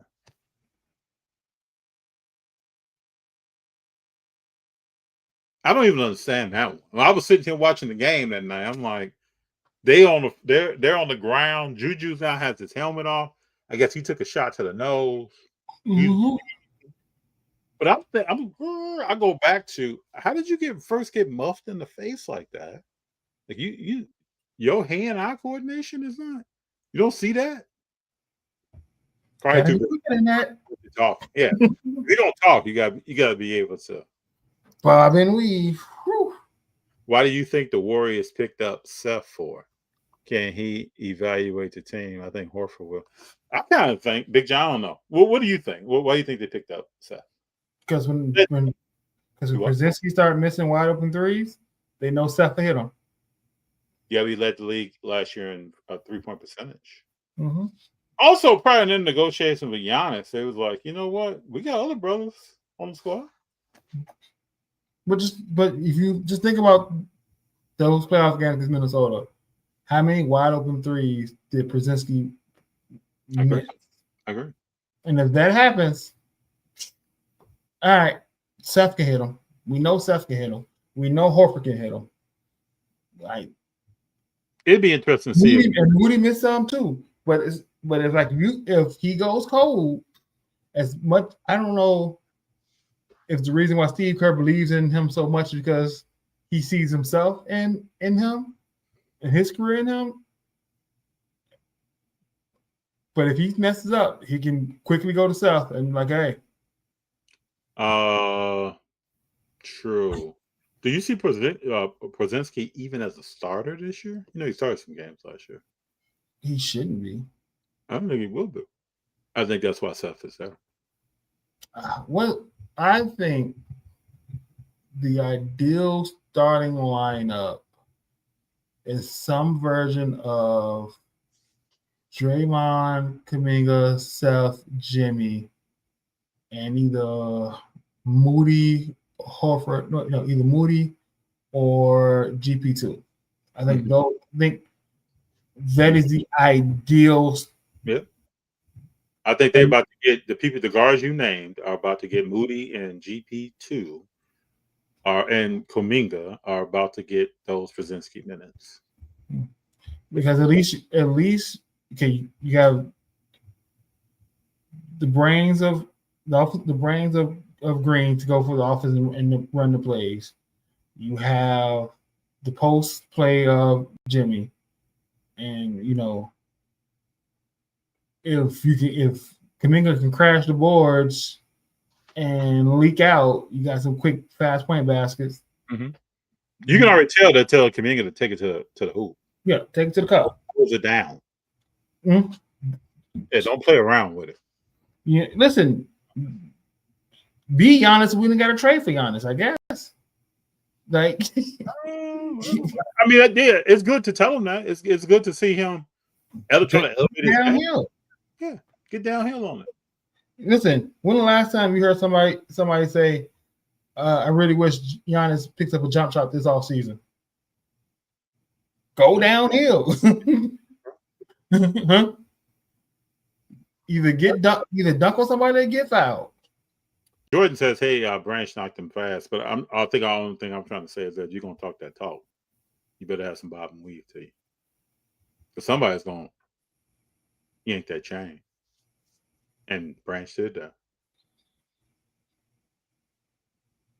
Even when I was involved in sports, you had talkers or you had doers, and you don't really have. Most people are not both. Only select few. So I never read Juju to be. We'll see. Vets and pods was not good. Yeah, I mean, it's gonna be interesting to see what Golden State does. I think the biggest question, like we talked about tonight, even with Oj, is their health. You got some older guys, and you can protect them. Let them, reinvent themselves throughout the season, get some rest. We'll see. So 1 month, November 14th, we've been doing this. Will be our year. Mm-hmm. So we got to figure out. I don't know what we're gonna do for celebrate a year together. We definitely got to do something, because I was looking at old thumbnails the other day. I was cleaning some stuff up on my phone, and I came across that. I just came across doing the same thing. I don't know. I almost got bid up today on a Steph Curry card today. You almost did what, sir? Almost got bid up. Hold up, what does bid up mean? Mean outbid? Well, I got outbid, but yeah, like. Oh, pushing the price? Yeah. You on eBay? Yeah, it's on eBay. How much did you lose the car by? I lost the car by $1. But only because I was at work, so I put in my max bid, and it was like 30 seconds ago. And just like, bro, yeah, say no more. But like it was a bank shot. It was a bank shot card. I'm kind of going out for these numbered bank shot cards. Okay. And it normally sells for like between 25 and 30. Yeah. And me and another person. So I first initially put my max bid to 35, like 35, like 72, just to be a weird number. These cards are good, man. Yeah. And then I'm like, I'm gonna come back and I'm gonna go up to 40. Just because like I know it's $10 more than what it's going for, but just because the card looked clean and I really wanted it. And ended up going for like 40, 42. Was yours numbered? Yeah, 140 to 149. Interesting. I'm actually glad I didn't win it. You ever have that sometimes where you lose a car and you're glad you didn't? You didn't? I've had at least several. I went back when I got home today and just looked what I bought the 99 product on Fanatics, and it was nowhere near that price. So, okay, there you go. Like, that's all I say. Just saved myself from. Yeah, when you miss a card, you'll find something else probably within 24 to 72 hours. You're like, I'm glad I didn't buy that. Priorities change. Not even priorities, just like dollar cost average. Like I hate buying a higher number for more than I paid for a lower number card. Like I'm not, you know what I'm saying? I'm not going to pay more for the 149 than I paid for the 99 or the out of 25. Like I'm just not doing it as a principle and as a rule that I rarely ever break. I got you. I completely understand. Jordan says, fellas, speaking of talkers, I got pushed in the men's league, Drury Tech on a guy. I may have been a little annoying. Yeah, but to me, you got pushed, Jordan. But when somebody comes up and connects with you from your chin to your forehead, like you got to be able to move out of the way of that, or you don't engage. If your reflexes are that slow, then you just gotta let it go. That's all I'm saying. You got pushed. I mean, you know, a lot of people can get pushed. Why would anybody ever push you, Jordan? But what? Let's get deeper. What were you saying? Yeah, what did you say? Hey, what did you talk about? Man, that's why you wearing them LeBrons. Like, what did you say? Man, I can't believe you went and bought those Lucas. Hey, Big Jon, is anybody buying these Lucas? I'm sure a couple people may be buying them. I want to see that on the street. I'm gonna be checking. People are like, that dude looking at people's feet. I'll be looking for the Lucas, man. I just don't see it. They don't look right to me. I'm just not with. I mean, people buying the shades. I don't understand sneaker culture just because I ruin shoes. Oh, but bro, you never bought a pair that you only wear in certain places? No. Oh, bro. When I had Jordans growing up, I'm not wearing them everywhere. No, I'm on the weekend. I'm someplace. I'm doing something. Listen, them patent leathers was worn everywhere. Bro, I got we going to the mall. Let me put them on. We going to the ring. Let me put them on. We also all rocked a cleaning kit on us. Mm-hmm. You get toothbrush. You have a little microfiber. You got some stuff to get that shoe print or whatever just happened off. Mm-hmm. Those patent leathers are hard though, because if you got some dirt up on that top portion by the laces, hard to clean. But just told him he was little and fighting for position on the. I would love to have seen this. I would rather see that than Branch getting that Juju. And that picture of Juju on the ground, looking, that thing is classic. Let me see if I can find that thing.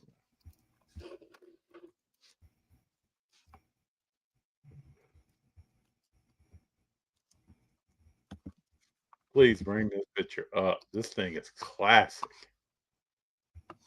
Where's this thing at, people? Oh, this right here.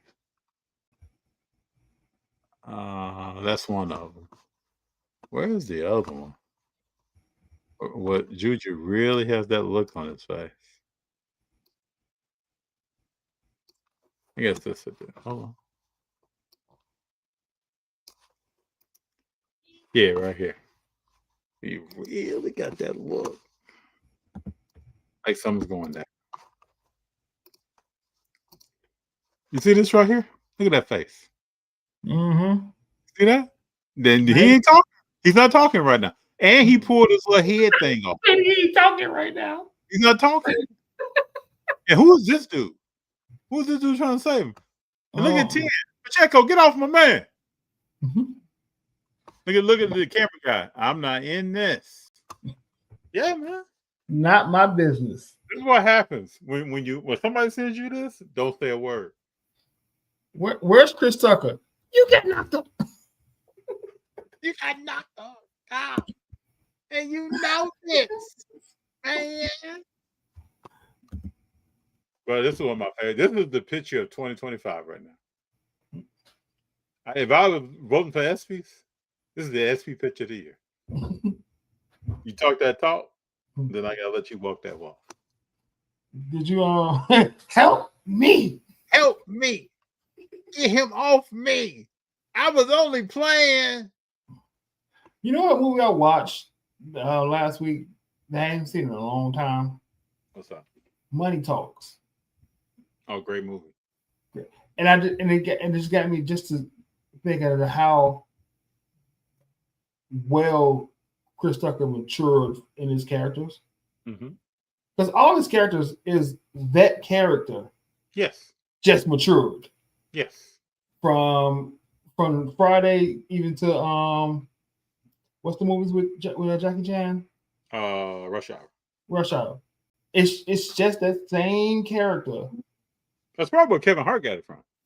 Because no matter what Kevin Hart is in, he's the same. Kevin Hart is just Kevin Hart is just Kevin Hart. To me it's a difference, right? Kevin Hart is just Kevin Hart in every movie, besides the movie with Bryan Cranston. That was the only movie where I felt like he played a different personality character. Chris Tucker was being Chris Tucker, but it's a maturity level in all those movies. Mm-hmm. Then I got started back watching Eddie Murphy and okay, and Beverly Hills Cop. Yeah. And I'm just like, Beverly Hills Cop, and you look at all Eddie Murphy started acting, right? He actually learned how to act. You know, Beverly Hills Cop isn't the same as Dr. Dolittle. That's not the same character. No.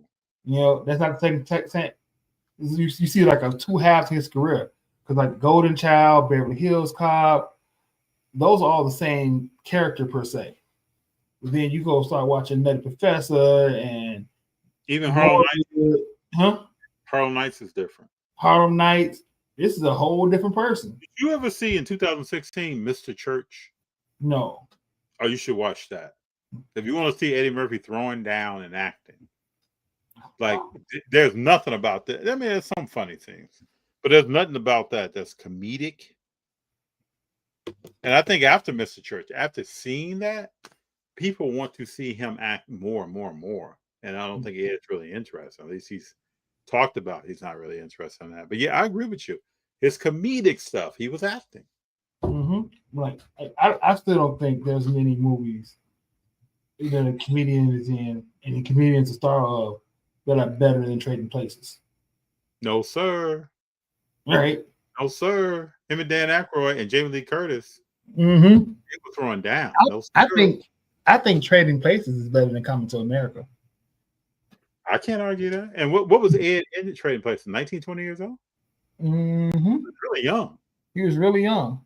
The whole scene with him being the Vietnam vet, and I mean, and the scene in the jail cell. I mean, the dude is and telling everybody to get out of his house. Mm-hmm. Don't know level. I still say because Marlon Wayans came out with him, and I hope that people seeing him act in him realize how much range he has, and he gets other. He threw down, bro. We're in the theater. He threw down. I hope that man gets some respect. I don't care who it's from. Yes. But somebody needs to give him an award or nominate him. Threw down. If you all didn't see him, Wayans became he was a quarterback that had been very successful, won MVPs, did a bunch of stuff. Got hurt on the field. Won't tell you too much, but he's tutoring. He's helping to train the up and coming next him, and he throws down. But he's shown acting chops and other stuff. Yeah, like G.I. Joe. I loved him in G.I. Joe. Yeah. Yep. But the way he brought it there. My man Sammy, I can't miss this, said Juju effed around and found out. I think every day I'm gonna make a Juju post for the next 7 days. Up until the start of the NBA season, I'm gonna make a different Juju post. We're gonna start tonight. He really did F around and found out. He pulled that graph out, found this slope on that line, and Brian said, "Come here, young man." Oh man, that thing was hilarious. And I'm happy I was sitting here and watched that while it happened. I'm not happy that it happened, people, but it's comedy. It's Consequences for your actions. I mean, they really are. I mean, you can't, did he think Patrick Mahomes had his back? Hold on, let's go back, people, because I didn't take the picture down. Okay. Can you now help me? Everybody help me because my vision is not 2020. Find Patrick Mahomes in this picture at all. Find him. Because he was right there when it started. I don't see him at all. I don't see a shoe. I don't see a towel hanging. I don't see anything. So I hope he didn't think Patrick Mahomes was coming to help.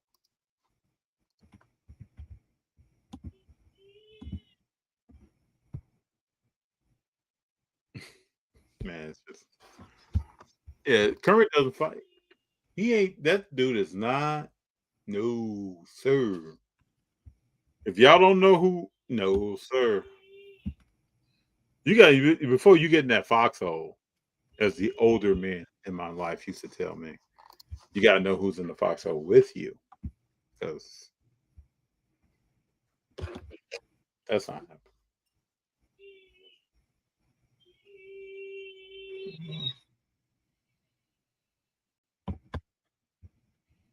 Big Jon, what else is happening, man? Nothing. My cards are slowly trickling onto ComC from that submission. Okay. Took a look at that. 5 more added today. Supposed to be all added by the end of the month. So Okay. Once they all get added, I'll go through it with everybody and maybe let chat help me decide what I want to put to auction or what I want to keep.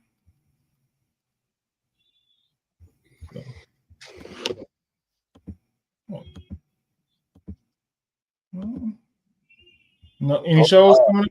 Wow. Carl Letter just posted DeJounte Murray, Black Prism, 7.5 Beckett, $14,400. So basically, we're getting to a point now where if you're a notable player, get something rare from them. Mm-hmm.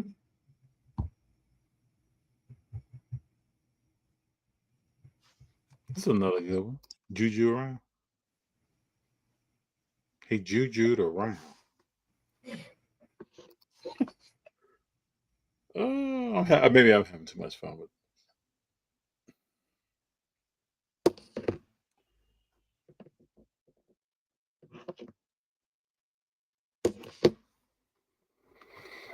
it. Tomorrow's Wednesday. Yeah. Wednesday, another work day. You off tomorrow?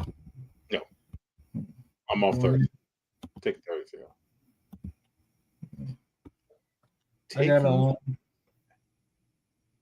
on. I gotta start working real strong for the next 2 weeks. Then taking management out on it. I gotta plan a date for management. I'm actually planning a date. I gotta plan a date. I feel the pressure in this. I ain't planning a plan date. Well, what does management like to do? Can I help? Yeah, I got. We can go eat somewhere. It's just so many options, and I'm trying to get a car. I'm trying to get a car store visit in this as well. You got 2 birds, 1 stone. So I got some things on the list. I just got to figure out which direction I want to drive in. Okay. Listen, hey, fellas, keep management happy. Just saying, life's a lot easier that way. I used to work with a guy, Jason. You know who you are. He used to always say, "Happy wife, happy life." This dude would say this all the time. And then he would say, "Babe, you'll know one day."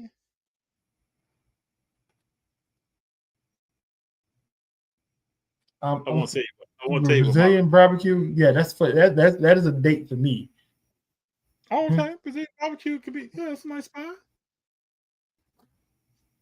Oh, Jordan throwing out. Okay. Jordan is flicking. Yeah, no, that yeah, that ain't her. That's for me. I would go and happily get the meat sweats. Jordan got me. Look at Jordan over here. I hear you, Brown. No, we probably gonna go. I mean, Korean barbecue now. Might go get some hot pot action going on. I don't know. It's too many options. Big Jon, if I can access, how often did you go on dates? Not often anymore. And they're usually just local. Like we going to movies, we going to Applebee's, we going here. Let's just go out together. Yeah. But because we don't have a baby, we don't have baby girl with us. It's just me and her going out for a day. So now, okay, and I got advance notice. So now I gotta I gotta make something happen. Hey man, I love some. Don't get me wrong. I'm shit. Go ahead, Big Jon. I can get romantic now. Don't worry about it. What can get this? Clean. Okay. All right. Mm-hmm. Very cool. Listen, our dates are usually a cruise. That's where we going. I mean, you up in but there? Nah, we gonna go. We gonna go out something good. That's a lot of new restaurants talking about. That's very cool, man. Very cool. Mm-hmm. Vanish. But it's always good just to be in the car. What you say? It's always good just to be in the car with my girl. Yeah. Does she like craft? Yeah. She make earrings. Y'all don't even know. She's making earrings. I never knew this. Yeah, she used to make earrings before we moved. We got, say, Jordan, I tell you, because to do what I want to do, to do what I would normally do would be expensive. This is gonna be a little down, but I tell y'all what I want to do. The extravagant part, what we end up doing is gonna be a little toned down in that. Okay. No. We might go to a rage room. Let's go break stuff together. I like breaking stuff. Hold up. Maybe because Jordan seems to just be flicking stuff right now. He's just doing this. What's a pottery place? Like, what are we talking about right now? When you go make pottery, you ain't never did that. When you go and make a bowl or a cup. I made pottery. I've never went on a date and made pottery. Yeah. Oh, some ghost action, huh? Ooh, Ghost. That's a movie there. Y'all boys on some ghosts, but see Jordan. I gotta be like Jordan when I grow up, man. We can go axe throwing. We got a couple rage rooms not far. We could just go down to a waterfall. First, all that stuff only matters to when I figure out what we gonna eat. That's the most important thing. What are we eating? So we on that pottery, huh? I heard that. Jordan, I'm telling you, I think I gotta hit Jordan up and ask him a question.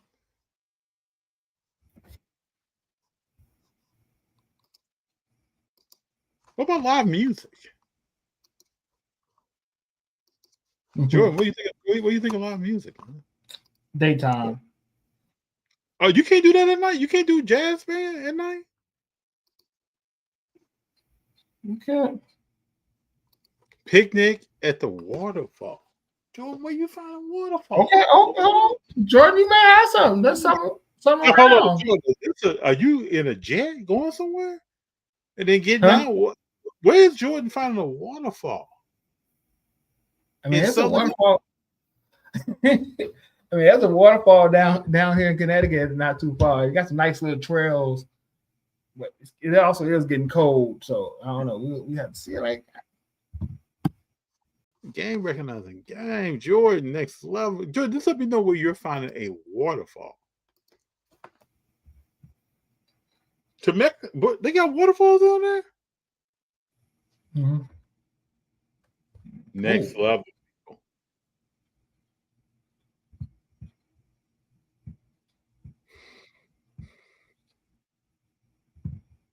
Man. Go on a Booney cruise with the spliffs to find a waterfall. We have one out here. Wow. Man, my mind is blown right now. I'm like that emoji.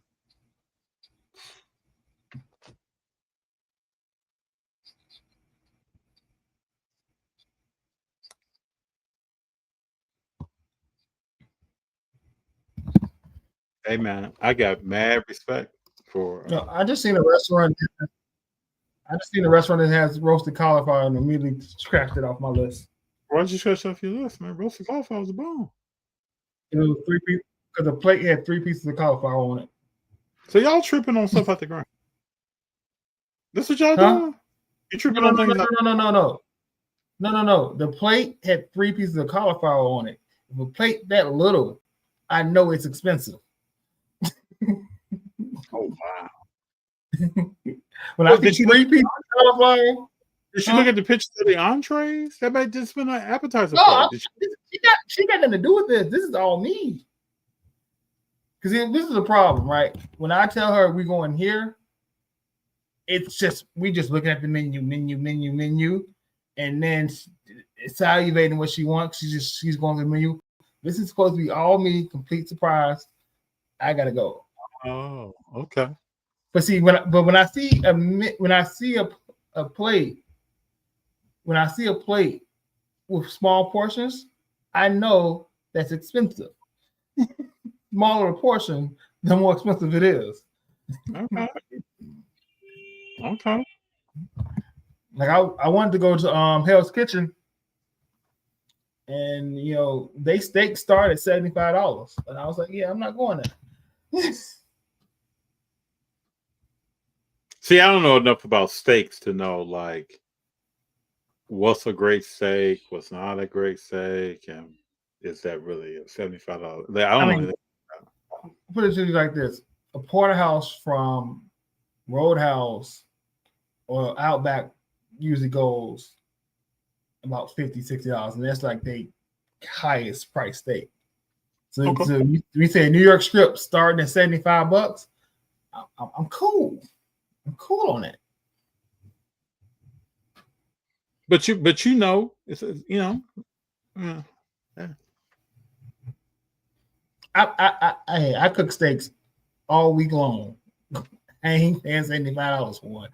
I don't care what the ambiance, the spirit. I was about to say it perfect, but the ambiance. They grill on the back, get you every week. Right, so that's a hell of a price. I don't know. You got to lean on y'all. I mean, listen. I don't think I've ever been to. I'm gonna tell you this, people. Even back when I ate meat, I've never been to a restaurant and ordered a steak. I've never done that. Oh, see, most restaurants I'm only going to for the steak.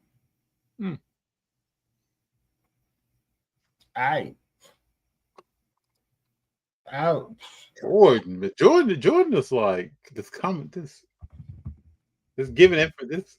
Let me play this. Jordan, I can go to whatever grocery store I want to go to and buy me 2 porterhouses for under $50. I don't have to spend $75 on one steak. But I know I make a mean steak. Sometimes it's about that, Nope, not nope. Yeah. Nope. It's about that other, Yes. That other. I don't know. We're gonna do something fun. It's the daytime, bro. Oh, I think y'all will. Sounds like. And when is this going down? In 2 weeks. Okay. I'm trying to convince my daughter to go horseback riding with me. So When are you going horseback riding? I want to go. There's a place about an hour and a half away, a farm that do horseback riding. You know, we went to a place, a farm, about 4 weeks ago that does horseback riding, and we will have little Robert start riding some horses, and we will be there. I think that'd be cool, man. I think that's cool. I'm also trying to convince her that we should go to a resort and go sledding and go tubing this winter. You know, even though we ain't got clothes yet, but winter clothes yet to go do that, I still want to go tubing. It's fun.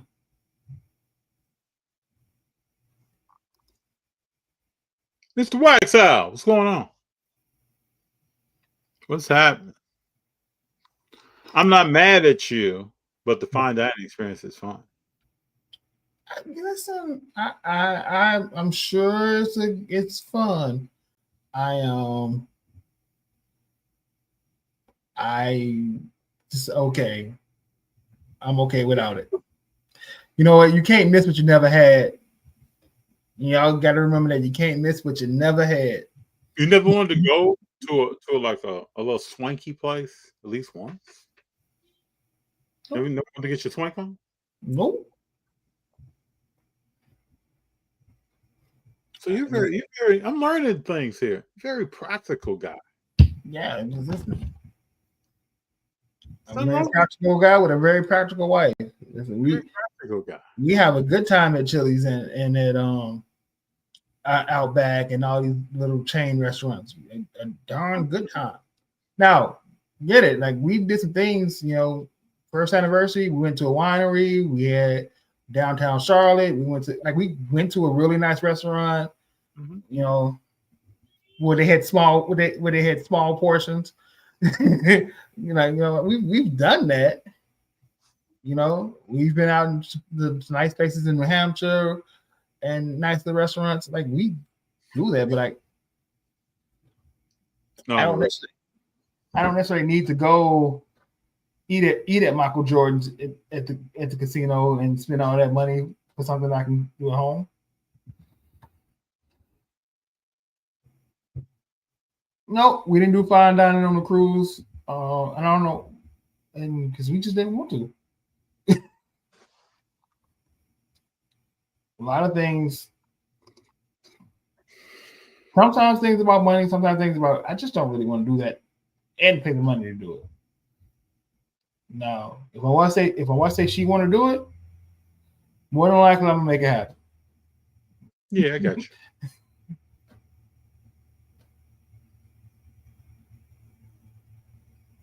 Oh yeah, it was a good conversation though.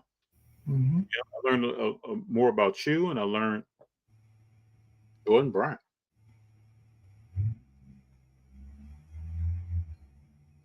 Jordan got that fade on. I hear you, Jordan. What do you think? Last thing, what do you think of them about bringing versus back and starting with Cash Money versus No Limit? Oh, I thought it should have never left. But Versus had a financial issue, right? Is that the Yeah. what was that problem? Yeah. Because they sold it. Yeah. I The thought loss is hard. yeah. I thought it could have been a very dope Yes. new concept for concerts and tour. Yes. Right? Taking Locks and Dipset and putting them on concerts instead of them being a headliner and then showing and having them do that and get their songs in that way and perform. I thought it'd be just a great little kind of thing they could have toured the country with. So see, Jordan comes and says Cash Money all day. But I think No Limit has this. How do you mess with No Limit? I don't know, because when they dropped that 99 from the 2000s, it's gonna be over. Looking for the cash when they drop that, that I don't know what make them say ain't got the same thing as back that thing up, you know. Know about that. Yeah, I don't know about that. We really talking about early 1990s versus late 1990s. Yeah, That's what we really talk about. Bling bling. Keep naming. You ain't got more to name. You ain't got too many more to name. Compared to what's coming out of No Limit. So what you got? No Limit that we know. We got Make Them Say We have what else? Bro, you had branching out on different artists. You had Mystical. You got a bunch of stuff. Yeah, but if you branch out on different artists, you get all of Lil Wayne. Yeah, but that's not. Yeah, but that's not Cash Money. That's not. I'm talking about under the No Limit umbrella. That's not Cash Money though. Hey, Lil Wayne is Cash Money. No, we talking about the 14, 15-year-old. That's not. I just don't see. Just my gut tells me. And when I got to college is when No Limit came out. I just. You got BG. You got all the stuff that BG wrote for Cash Money. What's I need a hot girl. What you need, boy? I need a hot girl. BG ain't got hot. The ones that tell me to stop. And they know how to pop. I need a project. You got Project Chick. Could right? The one I said she took that and she get dirty with it. Dude, look at all these artists. You talking about Fiend, the Gambino family? I think we sleep. Listen, at one point in time, Master P had a new album every week. Me, that's what I'm saying. He was just, bro. We would get an album. But did they just have? But did they have hits, or did they just have music coming out? Bro, it was hitting us. I don't know nothing about billboards, but I know we were. I'm just saying, after make them say, I can't think of a notable. I can't think you of even had Snoop over there. I don't think this is a comparison, people. You got Soldier Slim. Snoop had an album. You got TRU, Young Bleed. I don't think this is a. But you're not naming songs. After you naming artists, name a song. Bro, I didn't give a damn about the song title. This is not what was on Billboard. This is what I'm not talking about what's on Billboard. I'm talking about what's memorable. What we gotta remember, Big John. You and I have a age gap. That's why when I'm on this, bro, you were probably 7. Yes, but I still remember when it was Cash Money versus No Limit. Right? I remember watching the box and seeing one and the other back-to-back videos. But I'm saying just wait till this goes down. Just wait till this. You got the mystical song, you know, where he's like, help the bear. I can't think of the name of that. I'm like, I can't think of songs from No Limit the way I can think of songs from that era, from that Hot Boys era. I just think you were older, bro, when Hot Boys came out. And I was 13, 14. When No Limit was out, bro, you were young. Yeah.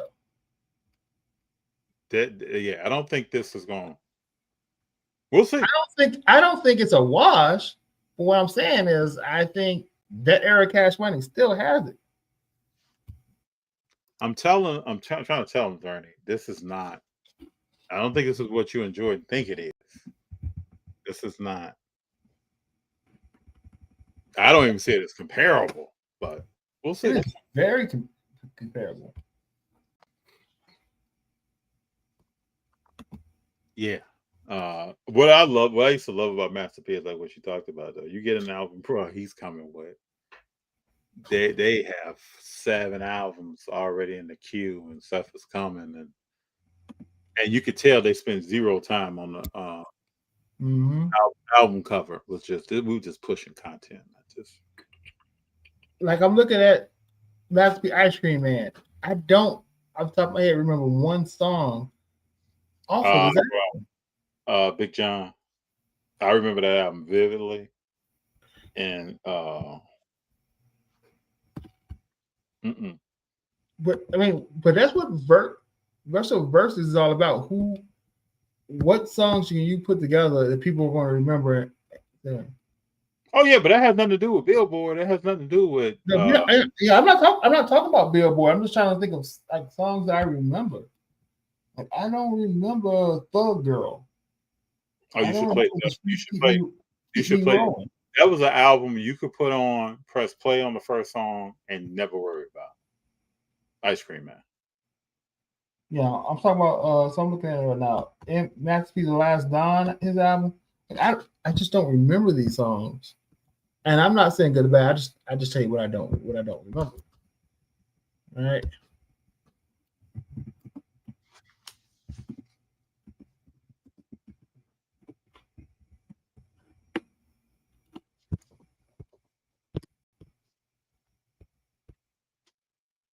I just want to know, the biggest question to me is Mia X going to be there? If she's there, totally different.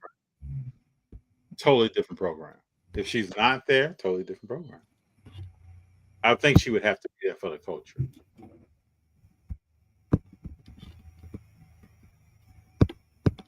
She should be there. I would hope so.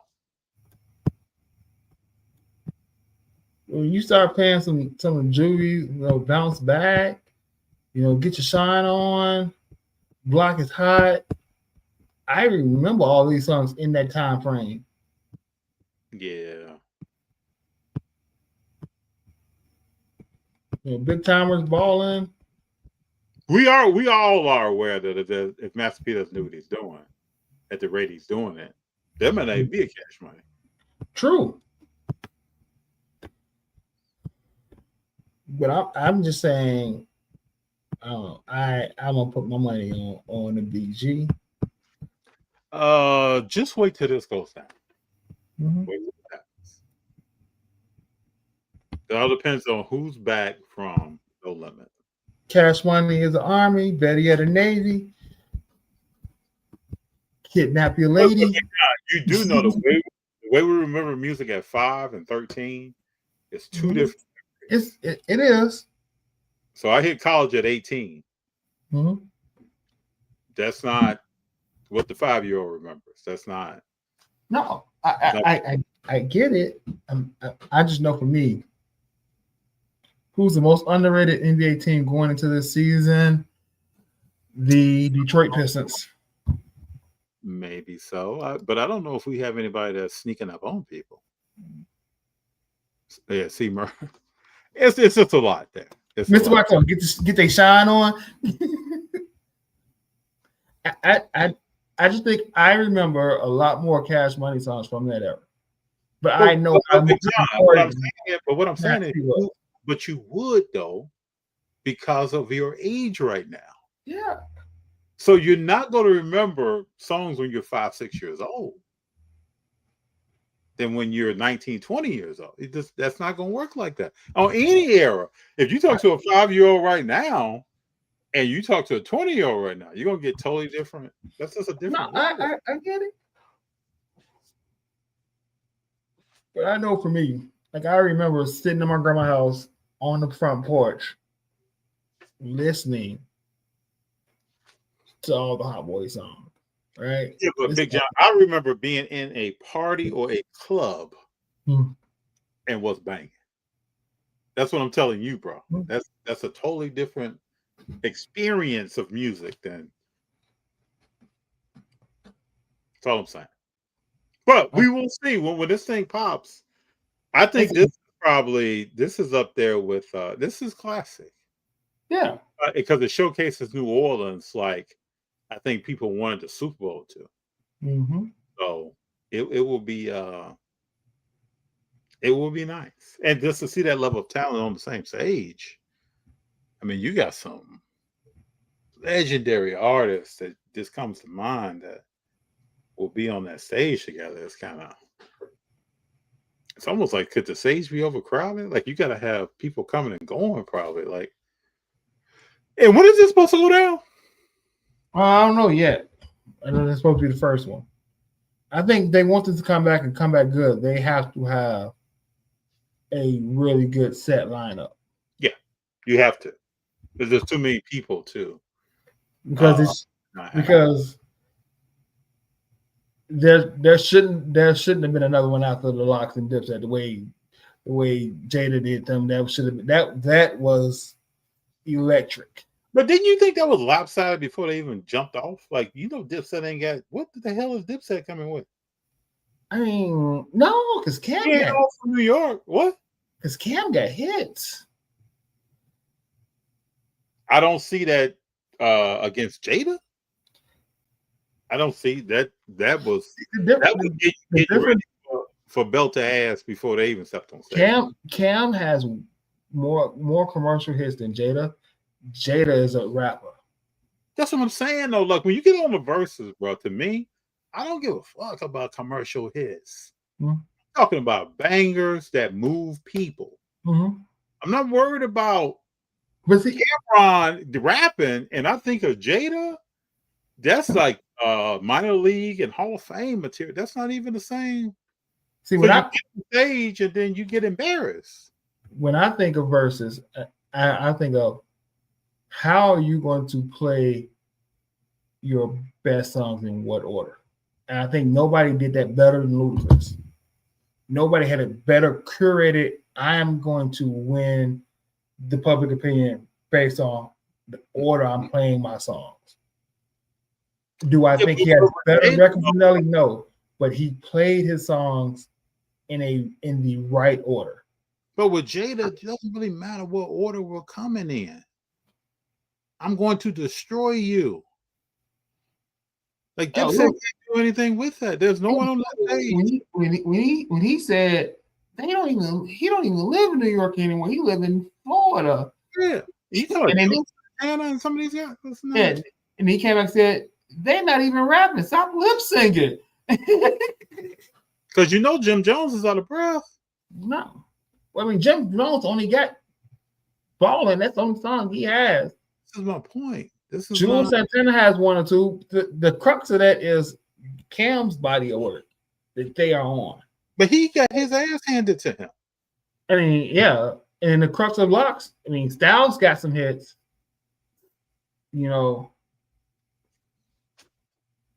It's just, I think, to me, it was like when I first heard about it, it's like, that's not going to work. He didn't even do my favorite Kiss song. We Gonna Make It? He did? He did. Did We Gonna Make It? I don't even remember him doing We Gonna Make It. Yeah, I don't even remember that, though. I don't maybe didn't. No, but it's not that one. What is it? Shawty got hair all the way down to a man was up nothing. I left him. I can't put the whole verse together because I don't remember, but I gotta go find it. Will be interesting. It'd be interesting to see what kind of lineup they put after this too. Knock Yourself Out. Oh, yeah. I don't know. He didn't even do Knock Yourself Out. I don't think so. And then they didn't do any of the mixtape style speed songs because mixtape style speed is a beast. I remember riding L listening to mixtape style speed. Like if there's a classic album that I've listened to, I can tell you where I majority listen to that. Like I know Ludacris Chicken and Beer on the bus in college going to work. It's my first job, Subway. Right? I can automatically tell you where I listen to that. What years did you work at Subway? 2003. What was the bread like back then? Pretty decent? Yeah. Yeah. Same thing. But like, you talk about Kanye listening to Graduation, listening to that 2005, going to school for my first apartment by myself. Like I can, Jeezy, Thug Motivation. I remember listening to that on the bus from the same apartment. That was the rotation. What's the album My President is Black? I remember that listening to a house on Percival Road in South Carolina. Like there's a classic album I listen to. I can tell you where I listened to that, what stage of my life I was in, listening to this album on a daily basis.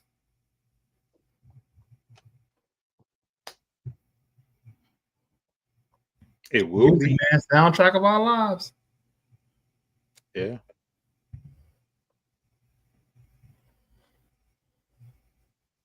Interesting stuff. I look forward to it. I'm glad that it's coming back.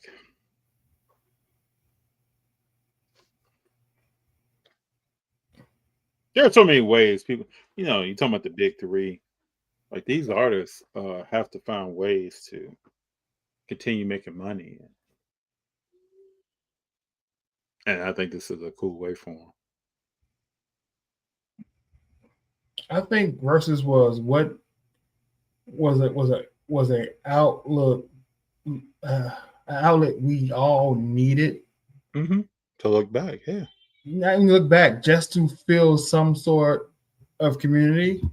Mm-hmm. I mean, them Instagram lives even before it got big, when it was just Timbaland and Swiss, though, yeah, you in the comment section having full conversations with people and arguing back and forth about things and just having, this is before we got big. This is when they just going back and forth over who made the better Jay-Z song. Mm-hmm. So, but all right, guys. I'm gonna see y'all next week. Yeah, thank everybody for being here. It's always special to have you. Again, thank Chris Hoge from Car Ladder for coming through and talking data, talking the hobby, talking sports. He gave some insight that just on the sports talk side that I didn't know he thought about certain things that way. So it was good to hear. Yeah, definitely. Make sure you guys follow him on Instagram. Check out the YouTube show on Friday nights. Make sure you go to MrMinty.com. Use that one more day for the code rolling for that 25% discount on MrMinty.com. Show some people some love, guys. Should be nice. Next week, Card Track. That should be cool. That's gonna be cool. More questions. We can talk about card shows and hobby collecting next week. All over the country. Mm-hmm.